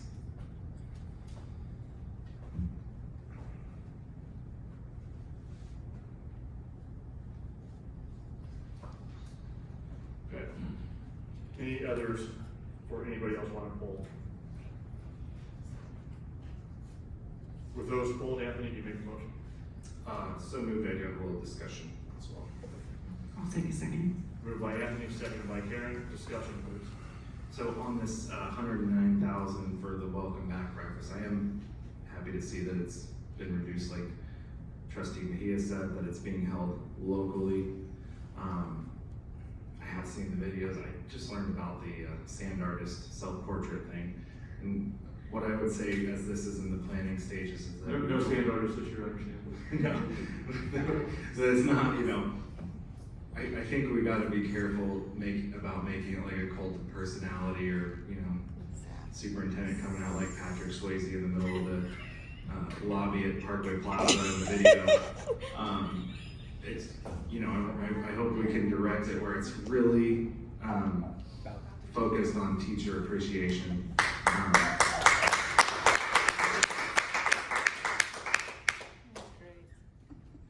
And that's my discussion on that. I'll leave it at that. Other comments? No, I appreciate that, Anthony. I think we're doing it locally, really helping our local economy is really a huge piece to get into that as well. And I think it's gonna be a great event and look forward to it. 109,000 divided by 2,500 employees is $43.60 per employee. 2 meals, back to school camaraderie, gets everybody up and rolling. My first couple of years in this school district as a board member, I looked at this and I asked the superintendent why we were doing these types of expenditures. I asked about the videos and some other things. And then the reality of it is our employees, top to bottom, every sector, love the back to school thing. I think it's a very important kickoff. It is a difficult job put on by excellent people in this district. And I think $43.60 per person is an applicable or appropriate expenditure. We all made our comments on the dais that were on the dais a year ago that approved those particular expenditures as being too high. We all made those comments, myself included. However, the event was fantastic. The professional development that went along with it, we have to keep in mind also applies. But in this particular instance, again, local, significantly reduced expense, the amount per employee, I think all line up with an appropriate expenditure from my opinion. So with that said, again, please vote with the exceptions of 19, 20, and 21. Those are the attorney's contracts.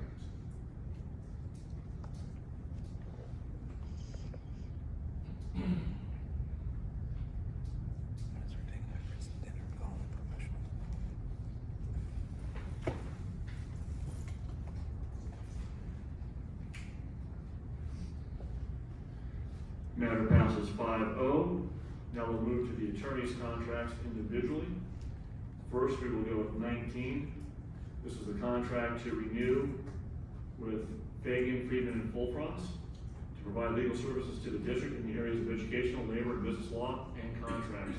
Staff has determined an additional need for services and an increase in the estimated yearly cost of services that will be provided. July 24 to June 26, 2-year contract. Revised cost is annual estimate $300,000. Do we have a motion on this matter? Motion. Motion by Karen. Is there a second? Second. Second by Juliana. Any additional discussion or questions? Yes, on 19, the contract is not attached. Can I clarify, this is not a contract approval? That was done previously. As you can see, that's an existing contract. We're asking to increase the budget amount. It's June 13, 2023, that contract would be expired. And it was a multi-year contract. We have to evaluate our attorney, we shall annually evaluate our attorneys prior to renewal. Which again, Anthony, we just simply disagree that we have evaluated the attorneys and there's been an evaluation provided by staff. Now, I recognize that you do not believe that the evaluation as provided to you is sufficient. I recognize that and you are entitled to that opinion without question. I respectfully disagree with that particular position. I believe that the attorneys have been evaluated by staff as reviewed by the board. So your vote can reflect your position on that. Are there any other discussion or comments? Yeah, the board bylaw says the board shall annually evaluate. So there's not an administrative regulation that spells out how staff would do that. And of course, it would present a conflict of interest to have government employees evaluating third-party public contracts. That just does not happen in any other realm, especially at that. That's not a conflict of interest by definition, but regardless, I understand your position here. There's a call to the vote. I'm going to call the question. Please vote. It'll be approval. I'm not. There's a, I can call for the question and we can vote. You're second to call the question. Can we continue the discussion? It's a motion. You gave us about, what, 90 seconds of discussion there? We've had discussion on this product, on this topic. Let's do it. I'm gonna call for a point of parliamentary inquiry on the renewal of this, I guess it's a renewal, this contract that was approved over a year ago with Fagan, with F3. So the point of parliamentary inquiry would be to inquire as to our board bylaw titled attorney and how we would renew that in the absence of a. Are you asking the attorney? I'm asking for a parliamentary inquiry here. I'm making a point of parliamentary inquiry. How we renew that, having not, reviewed the advice provided. I actually emailed the superintendent specifically with F3 since last board meeting on line items shown on the billing specific to board member conduct of board meetings, and asked for those, the taxpayer paid for them. Memos produced right there in the line item. Anthony, you're welcome to provide out, but right now you're just pontificating. No, I'm saying we need to do an evaluation based on the advice provided. I've asked staff for that advice and it's not been provided, so as a Staff, trustee. in fact, has provided an evaluation of each attorney's firm in each area of law that each department uses. We all received that. Now, again, you believe that that is not sufficient. You are entitled to that opinion. No, it's our board bylaw, so point of parliamentary inquiry. No, you have an interpretation that is, quite frankly, just. Okay, let's do a parliamentary inquiry under Robert's Rules of Order. And again, we don't follow Robert's Rules of Order. Point of parliamentary inquiry, Mr. President. Well, you're paying for this. I know you people laugh at that, but we don't. It's not part of our board policies. And it's not a call for response, it's not the way it is. According to our adopted rules of parliamentary procedure, Robert's Rules. It is a says that fallback for a reference, Anthony. It's not an adherence. These are things. Mr. President, respectfully, I'm calling a point of parliamentary inquiry. I'm not If sure. I can get a second on that. If I need one, I'm not sure if I need one under Robert's Rules. You don't need one. Any particular motion by a member should require a second. Yeah, I'm not sure on Robert's Rules. Can parliamentarian comment on point of parliamentary inquiry? Does that require a second? No. Jordan, are you aware of that? Is this thing on? Yes. All right. Look, we have a lawyer. The lawyer's gonna be talking now. Sorry, we're gonna get our money's worth I now. asked There we him, go. so I appreciate him. I asked him to speak. Smart ass.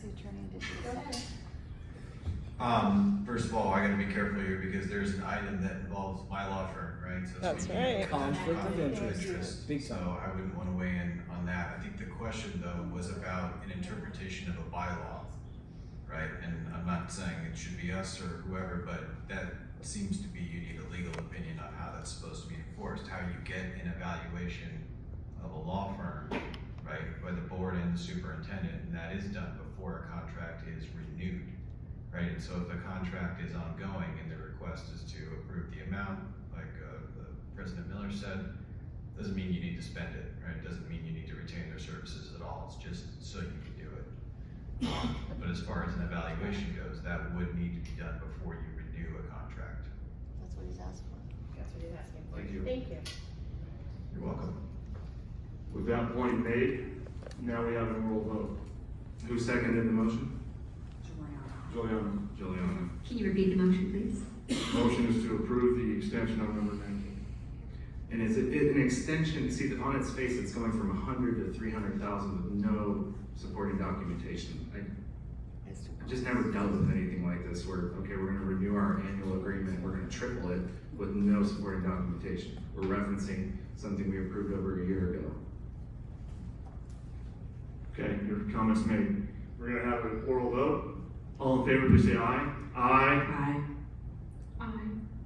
Those opposed? Nay. Passes 3-2.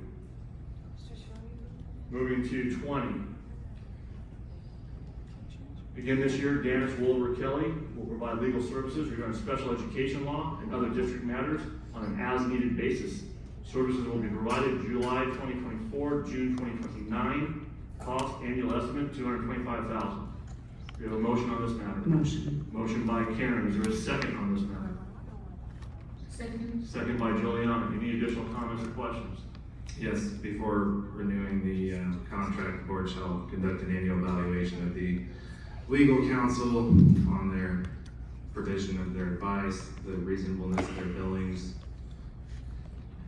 What else does it say here? And in particular, in this particular law firm, I would think that we have had significant impact and interaction associated with the special ed things. So again, you have available to you the ability to determine whether or not they are or not going to be renewed or probably extended, and for purposes of whether we want to use them in the future. Again, nothing that we approve today means that we use these attorneys if we don't want to. It just allows us the opportunity to do so. With that clarification, I'm going to call for an oral vote. All in favor, please say aye. Aye. Those opposed? Nay. Nay. Passes 3-2. Moving to 21. Again, this year, Atkinson, Allison, Moya, Rudd, and Romo will advise counsel and represent the district as it pertains to any and all aspects of contracts, as well as education, educational, labor, and business law. Services will be provided July 2024 to June 2029. Cost annual estimate $40,000. We have a motion on this matter. Motion by Karen. Is there a second on this matter? I second it myself. Any additional questions or discussion? Yes, the board shall annually evaluate the attorneys based on their advice, legal services in such areas as efficiency, adequacy of advice, results obtained for the district, reasonableness of fees, and responsiveness to and interactions with the board. Upon a successful evaluation, the board may renew the agreement with legal counsel without initiating an RFP. We've received advice from legal counsel here at this dais. Thank you. We will call for an oral vote. All in favor, please say aye. Mr. President, I had the floor, sir. Well, what were you saying? You know what? Actually, we moved Hold on that motion. Hold on, you said that. I did. Okay. Out. What happened? Take a step. I told him to stop talking over you. That's not what you said. Please take a step out. You can be polite or you can step out. I have the right to be here. You do. You also have the right to be polite. We're all in And the so do meeting. you. You have the responsibility to be Ma'am, polite. you will either be polite or you will leave. It's your choice. Can you sit there and be polite for the rest of the evening? Can you? Apparently you can't. We're going to take a recess until Ms. Finn decides to be polite about things. We're in recess. God, it'd be nice if we had the power to do that. I do. I said He has we, all not the you. power. Can't We, you the tell? people. Open your ears for once. Oh gosh. Elected officials are supposed to accept all criticism.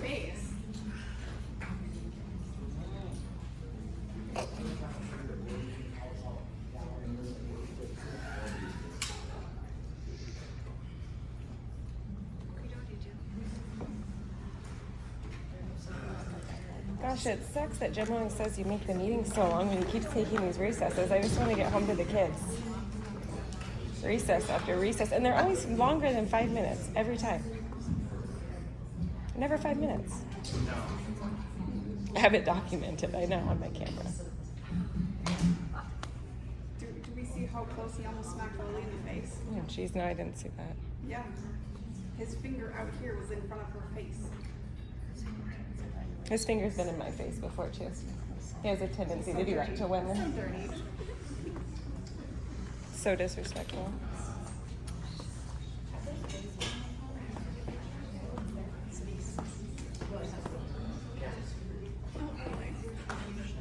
Do we just have to wait till he's done with his temper tantrum?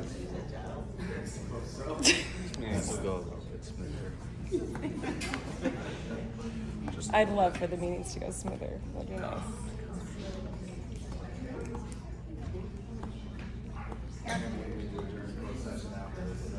Are you?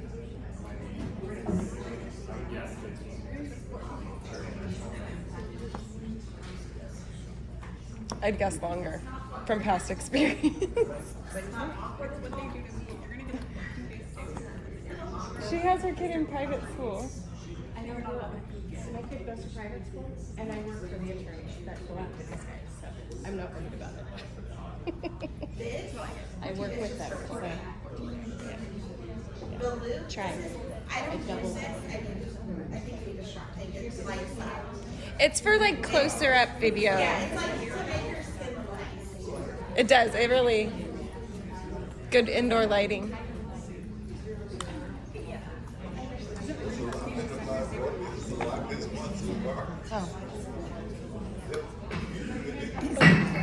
Back on the record, item 15. Anthony, you were discussing additional issues associated with item number 21. Oh, thank you. You have the floor. Anthony, please go. Thank you. Okay, so board shall annually evaluate the performance of the firm and our attorneys providing legal services. We are parliamentarian. Our attorney confirmed that requirement of the board. The staff evaluation is no substitute. Although I appreciate the information staff provided, it wasn't an evaluation on the legal services in such areas as efficiency and adequacy of advice resulted the same for the district, and we've never delegated that authority. So again, and it was, on item 19, but I'll ask again for a point of parliamentary inquiry on this matter. And now the attorney is not conflicted because it's not his contract, or his firm's contract rather. A point of parliamentary inquiry on 9124 board bylaw titled attorney and what our requirements are as a public governing body under that board bylaw. Is the board asking for a legal opinion on this, or is this Parliamentary inquiry? Are you the parliamentarian? Again, this is not a public participation show. Please allow the board to do their job. Go ahead. I'm not sure, and I'm just trying to, not trying to be disrespectful, I don't know that it's a point of parliamentary inquiry. I think it's an interpretation of your bylaw and what that requires. And I think the board can ask of me what it wants, but if the board wants a legal opinion on that, that would normally be provided in a confidential setting. And so if that's what the board wants, it can ask for that. If you would like for me to weigh in open session, I could do that as well. No, not waiting on open session. Not a legal opinion, just a point of parliamentary inquiry on the board bylaw itself, as far as. And to clarify, the report given to us by staff is agenda we would base our evaluation upon. And as such, we have the opportunity to take that information, make an evaluation, which is then we vote yes or no on. Yeah, but staff has kept information, specific legal memos on board governance from this trustee in the past week and a half. So if I'm supposed to evaluate the attorneys based on their legal advice, how is a board supposed to do that? The adequacy of their advice, they produce a memo, the taxpayers pay for it. We are responsible to the taxpayers, by the way, when we spend public dollars. Every dollar we spend is supposed to be looked at through the lens of how does it benefit the students of this district. We've not delegated that authority to the superintendent of this district. We don't have an administrative regulation for the superintendent to evaluate the attorneys. So I know you say, we've had committees of staff, we've had staff evaluations. This board did not delegate that authority, and the people did not give up the authority to see how their public dollars are spent. I appreciate your concern, and I believe we don't interact as much with the legal, and so their feedback, like for the special ed, we really have to lean on their information, and so that is where the report has been given to us so that we can make that decision. I also want to make this statement as well, which I'm going to again bring up during our future agenda items, but we still have a lot of work to do to collaborate to get to that place. We have a lot of board bylaws that we need to get through, but we also need to do this work, and the importance of our legal teams being on board is a part of that journey. Please. Sorry, can I add to that? Yes. We have a significant employee matter in front of us that, if we're on item number 21, that this law firm is representing us in, that would be maybe I don't want to use the word significant, but it would be an additional cost to the district in time and resources if we're not able to continue using that particular attorney for that very significant employee matter. And there's a second one with a F3, that would also be impacted. In our board bylaw, it says the board may also contract for temporary legal services without initiating an RFP when the majority of the board determines that the unique demands of a particular issue or emergency situation so require. So by a board majority, we could conceivably temporarily extend this contract until such time that we can do an evaluation in accordance with our board bylaw. And I do appreciate your comments, Karen. We do need to do the work, and we are responsible to the public. This is their money we are spending. We don't let government bureaucrats decide how that money is spent. That's why we have a board bylaw that says that we shall annually evaluate the performance of the firm and or attorneys providing legal services if we want to renew without initiating an RFP. So our ultimate responsibility is fiduciary responsibility to the students, but also to the public when we are spending their money as we are right now, because this is what we're voting for. Well, we're not spending money, we're authorizing to spend money if necessary.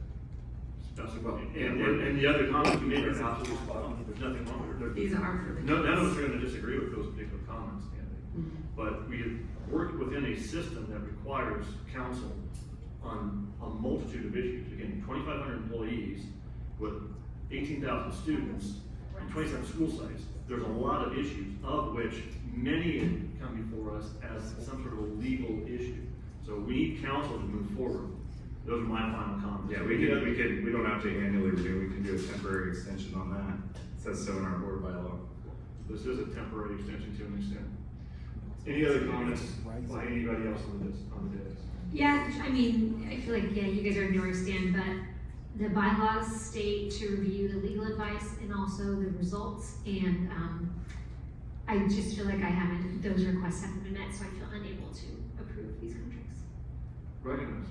All right, well, so we have a motion, we have a second. Scott has something to say?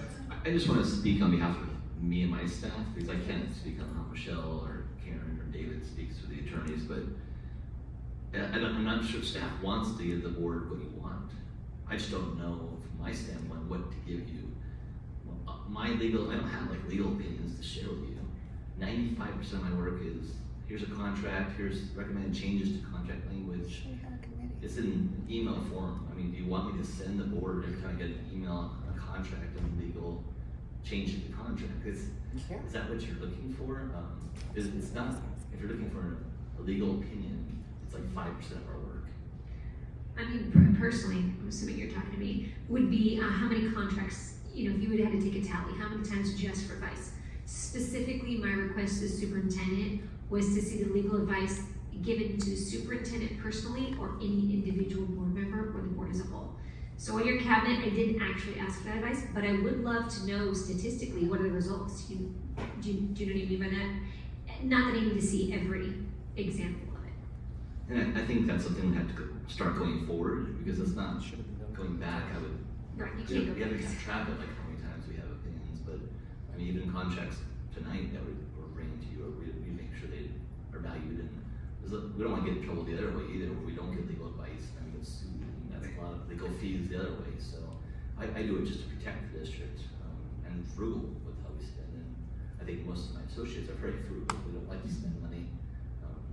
I will say with F3, just cut back to that increase, and some of it is being on the dais. And I think some of it was due to questions from the board that staff doesn't feel comfortable maybe legally answering those, and to make the meeting as efficient as possible. It's great that the last couple meetings we haven't needed F3 to respond, but there's been previous ones where I think it's been valuable to have the legal opinion. That's something the board could decide. That would drastically change that $300,000 right now. If that's not needed, and at some point, if that's the case, but is a big chunk of that increase was them being at these meetings and sitting in agenda setting, those kind of things. Right, Scott, I'll chime in that when I ask you for information, you've been forthcoming and providing it. I too, like Lily, have asked the superintendents, I've given them specific line items and dates. They provided a memo on board member conduct, or they provided a memo on governance. And I said that would help this board with its board self-evaluation that we're preparing for. This advice has been bought and paid for by the taxpayers, specific to governance, on this date. There are, I don't know, 4 or 5 of those specifically. It would help us with the evaluation of the superintendents, the evaluation of the attorneys, and not provided to a trustee, which is, I mean, I'm trying to figure out where this black box in the district is where secrets are kept from duly elected trustees, but the superintendent seems to believe he has one. And behaves that way. I think too, though, is that it goes back to that we, as the board, need to be able to set our policies and how we want to get this information. And so we don't run into this conflict every single meeting because we keep putting the cart before the horse. We need to have our board retreat, which that'll be the next agenda item, so I want us to keep moving forward with that. Yeah, and we have the policies in place that says the superintendent, board president shall timely share information with the board. But let's focus on this. When they seek advice from legal counsel for the board or the district, they shall timely share it. And one thing I'll bring up as a future agenda item is that the board may place, I'm reading the attorney evaluation bylaw. The board may place limits and parameters on the board president and superintendent's conferring with district legal counsel. But once the advice is received, our board bylaw is clear on the superintendent and the board president. Share the information timely with the board. Taxpayers paid for it, covers board governance, board member conduct, and if the superintendent or board president asks for something like that and we paid for it and it's provided in the memo, this board should have that. And to Scott, what Scott said earlier, yeah, moving forward, it appears all of the attorneys email their bills to the district each month. I've been reviewing it for the past few months. Just forward that to the board as it comes in.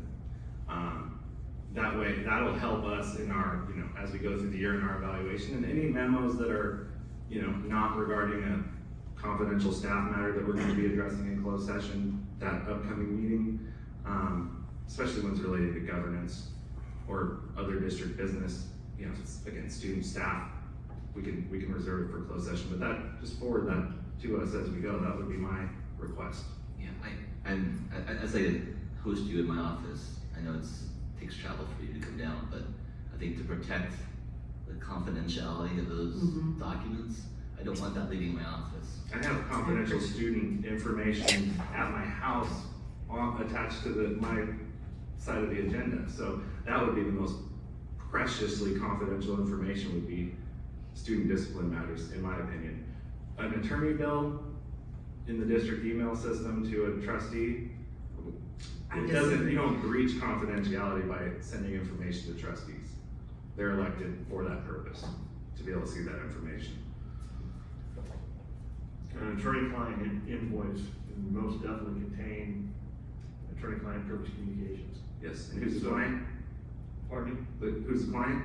Client's the district. Correct, which includes us. Correct. Right. So attorneys aren't saying, I'm not gonna send you my legal bill via email to the district. They do exactly that. They send it to our staff. If staff is claiming privilege over and above this governing board, Well, I'd like to see how that is.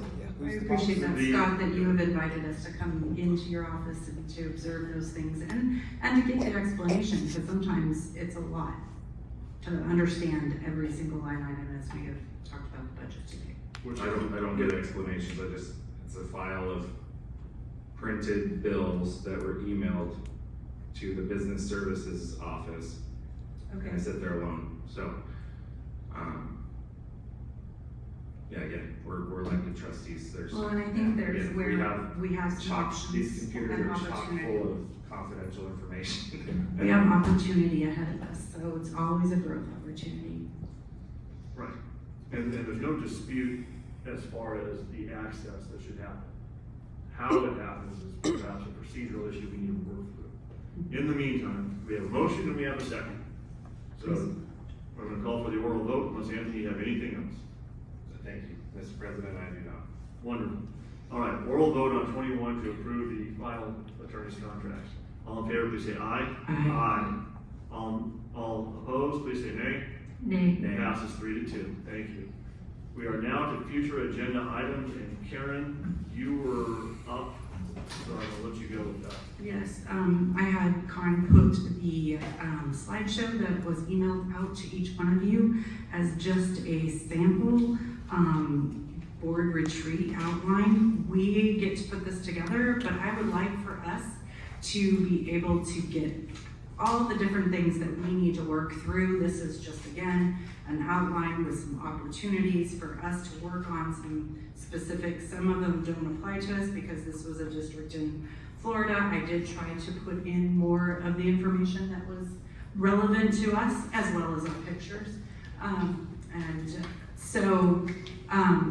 I would like two things. One is getting feedback, and if that's a push, because it will be an agenda item, to Cajon, and then she can pull that together, and then we can then have this as our outline for a board retreat. I'd like, the second piece of that is to get a date on the calendar.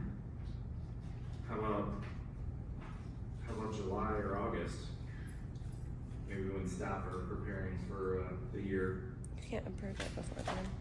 It was also brought to my attention too, we have an election coming up with a few of us up for election, and in an effort to possibly save the taxpayers money, it might be better to do that after January. But I think it's a good example though for if anybody else comes in for an election to see the work that needs to be done, because there is a lot to be done, and we keep running into these problems, and these are things I've been asking for a long time. So totally open to it. I'd love to hang out with you guys. As I understand it, board self-evaluation needs to happen in the district boundaries and be open to the public like any other meeting. But I'm not saying we should do it here, but maybe we can find somewhere in Cajon Valley that would be a nice retreat type place to do that. So are there dates? Is there dates that anybody is available? Or can we send Are at you least allowed two to pick a dates day on the in future agenda August item? or July and August to Cajon so we can get it on the agenda? Make something happen. I know we're dark in July. For purposes of the retreat? Yes, for purposes of the retreat. I'm pretty busy in August, but July is open with the exception of the July 4th weekend. I think the best way to do this is to send available days to Karen, with Karen pushes So, those out. okay. Agreed.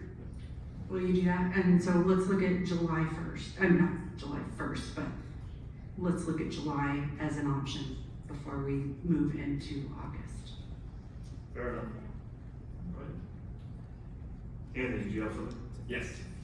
A past future agenda item. So we have enough subscribers on YouTube to do YouTube Live, and I get text messages every board meeting that speakers are cutting out, microphones are cutting out.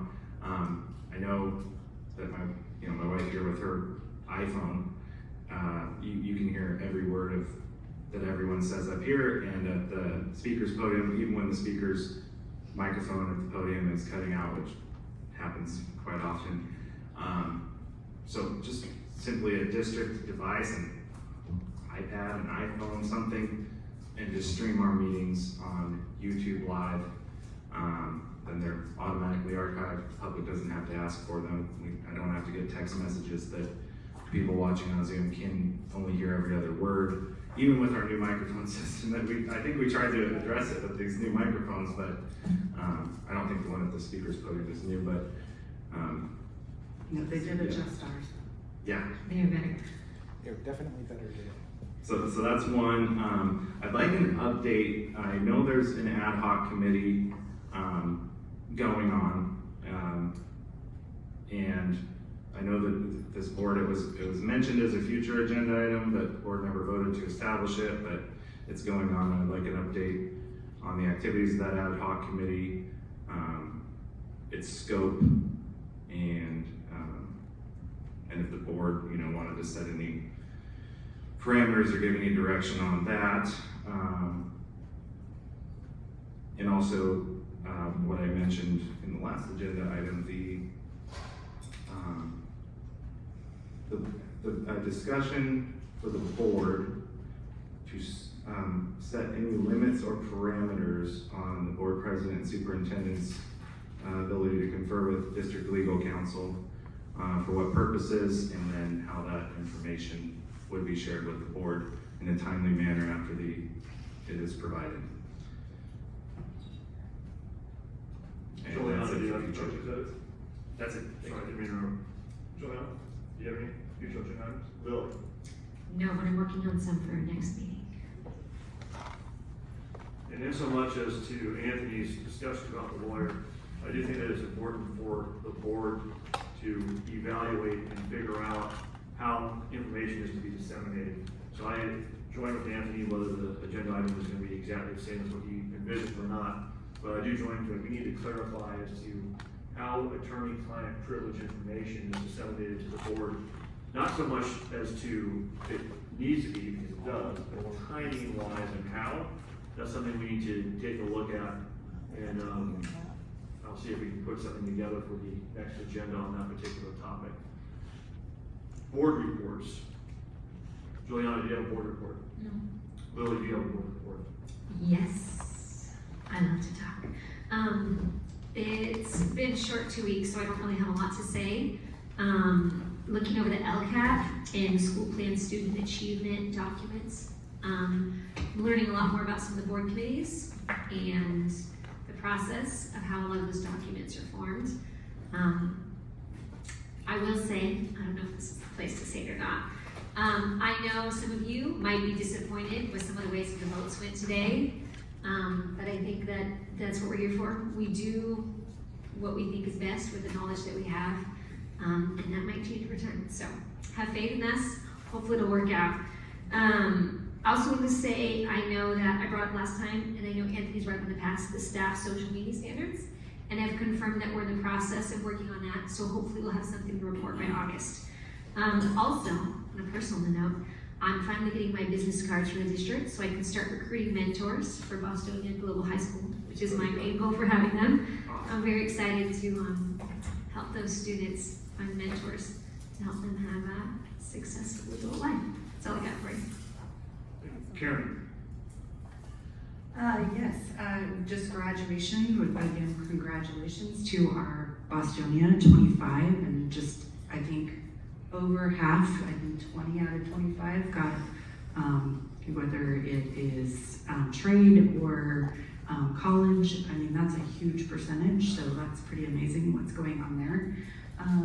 Then I was able to participate in the FACE celebration, which was just wonderful to see families coming out with their kids on Friday the 14th. And thank you again, Michelle, for inviting me to be participating with the AP interviews. Looking forward to our new APs and seeing the great things that we're going to do. It's always wonderful for me to be able to interact with the staff that is participating, hearing their needs and what they're looking for at their school sites. And so thank you. Thank you for being there. Anthony? All right, I intend to reach out to Scott and John over the summer and go visit some of our construction projects, walk the school sites, while they're empty and easy to just linger without people wondering who's standing over there in the back 40.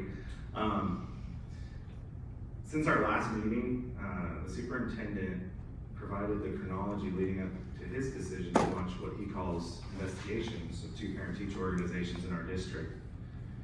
The superintendent claims these investigations could lead to findings of fraud, which in and of itself is a perfect illustration of why we have independent law enforcement agencies investigate such matters.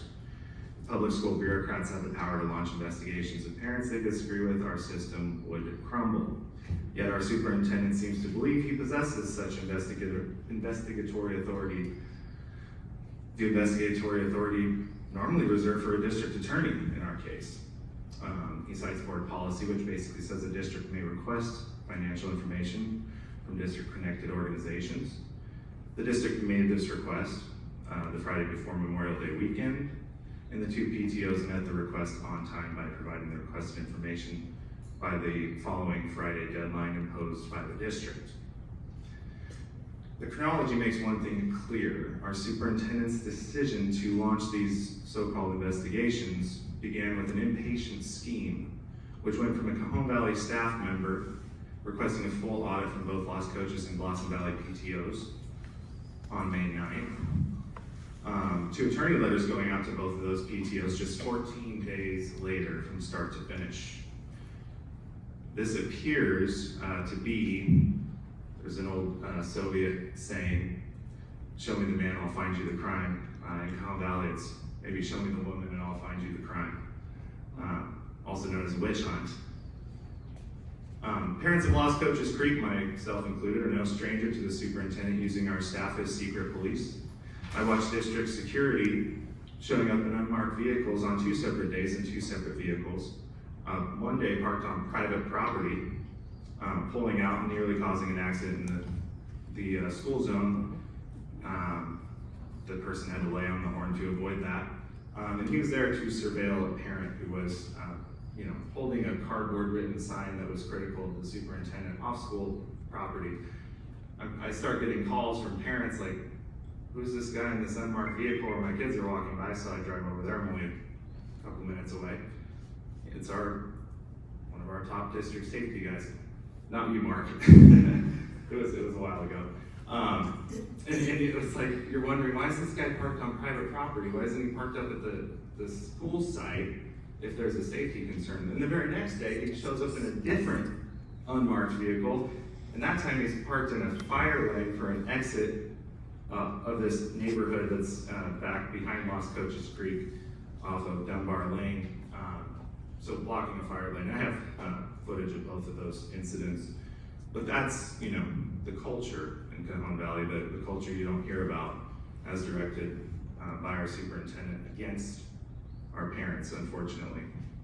I do want to thank Trustee Clark Mejia for her courage and discernment as displayed in the chronology before those attorney letters went out. Mr. President, you did say, you hope I apologize for saying that you authorized the PTO lawyer letters. Maybe that wasn't the right term, because without any other board members' approval, you wouldn't have the authority to authorize. So that would lay it squarely at the superintendent's feet. What we do know is the board president, before the letters went out, was suggesting corrections to a typo, saying the letters look fine, saying there was deficiencies in one of the budgets that was provided. In less than 15 minutes after the attorneys had fired them off, F3, to these parent volunteers, he asked the attorneys if they were confidential. Almost immediately, or privileged, I think was the word, almost immediately after him and his gun owners group began publicly casting aspersions on Christy McCall, saying, You're now going beyond Anthony, you're going beyond at this point your role as board members for purposes of what you have done as a board member associated with the school. You're now going into politics. No. If you want to, this doesn't matter anymore, and you can go out front and talk all you want. This is how you treated a parent. Okay, so began publicly casting aspersions in writing on parent volunteers in this district before the hasty deadline imposed by the district, which the PTOs, again, met on time. So I agree, you can't authorize something without authority. My apologies for saying you authorized it. That would have been the superintendent.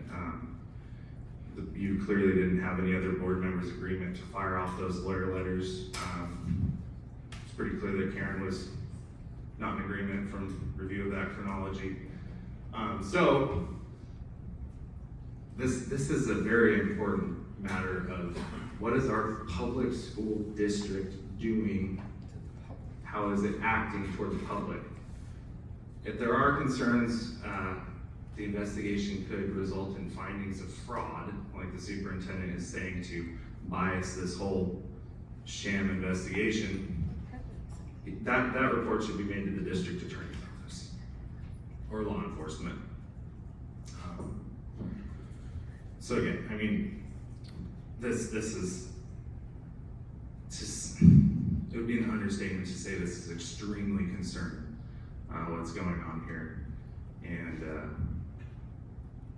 the only option that seems to be available is to put some sunshine on it, so that's what I'm doing, and I hope in the future this board is involved before this district, the superintendent takes aggressive action, intimidating action toward parent volunteers of this district in the false name of board policy, which again, we don't have investigatory authority. We can request information.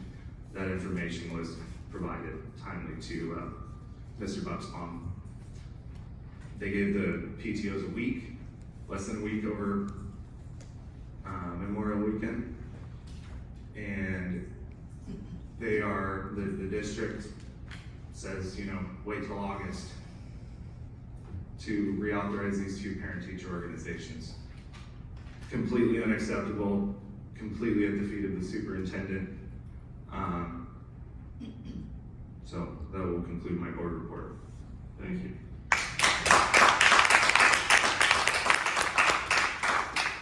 Next time around, I hope you're as concerned about the money entrusted to volunteers that may or may not have been misappropriated, which is why it was called for in the first place.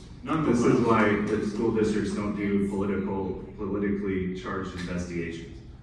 Right there. Nor is it. You're casting aspersions, you're doing innuendo. Nor is it. I'm just asking that I hope that you are as concerned, now that the investigation was opened, that the board, that the district will evaluate what is or is not going on, whether or not the money has or has not been misappropriated, misaccounted for, whatever. Nobody's casting aspersions to a intent. The question is whether or not there was an appropriate policy followed. You said this wouldn't be the first time a supporter of my political opponent has taken money from children. That's what you said as board president. Now you're muddying the waters right now, and if we want to have, first of all, it's my board report, Anthony, not yours. But if you want to talk about Jill Bartow, we can do that on a separate topic. I'm not talking about Jill Bartow. Well, I most certainly was. So it's my. You're talking about Chrissy McCauley. Right now, Anthony, this is my board report. I sat through years. Please, you interrupted mine a little bit, but tiny. Yeah. And you're now beyond that. So, long story short, board report. Had the great opportunity to go back to Fuerte Elementary School, and I gave the promotion speech for the 5th graders. I attended Fuerte, so it was pretty neat to be able to go back and see the changes to the school. Not very many. But the reality of it was, those kids were so energetic. They had so much fun. They followed the DO and did a flash mob. I don't know if you had heard about that, Scott or Michelle. They did a flash mob during their promotion in front of all the parents. And they did it a little bit different than I had seen in the past, where the kids actually sat with the parents during the promotion. So it wasn't like the kids in a separate set, which I thought was very, very cool, because that way they got to go back to their parents. And then it was such a surprise because they all got up to do one thing or the other when the flash mob did. So no, outstanding. Very much enjoyed it. We're almost to our 10 o'clock, mandatory stop. We're back at 10:10. We do have a closed session item to still review. That will not take very long. There will be probably no report out because there's nothing to report based upon the item, but if there is, we will certainly come back for all of you that want to stay. With that, we are adjourned.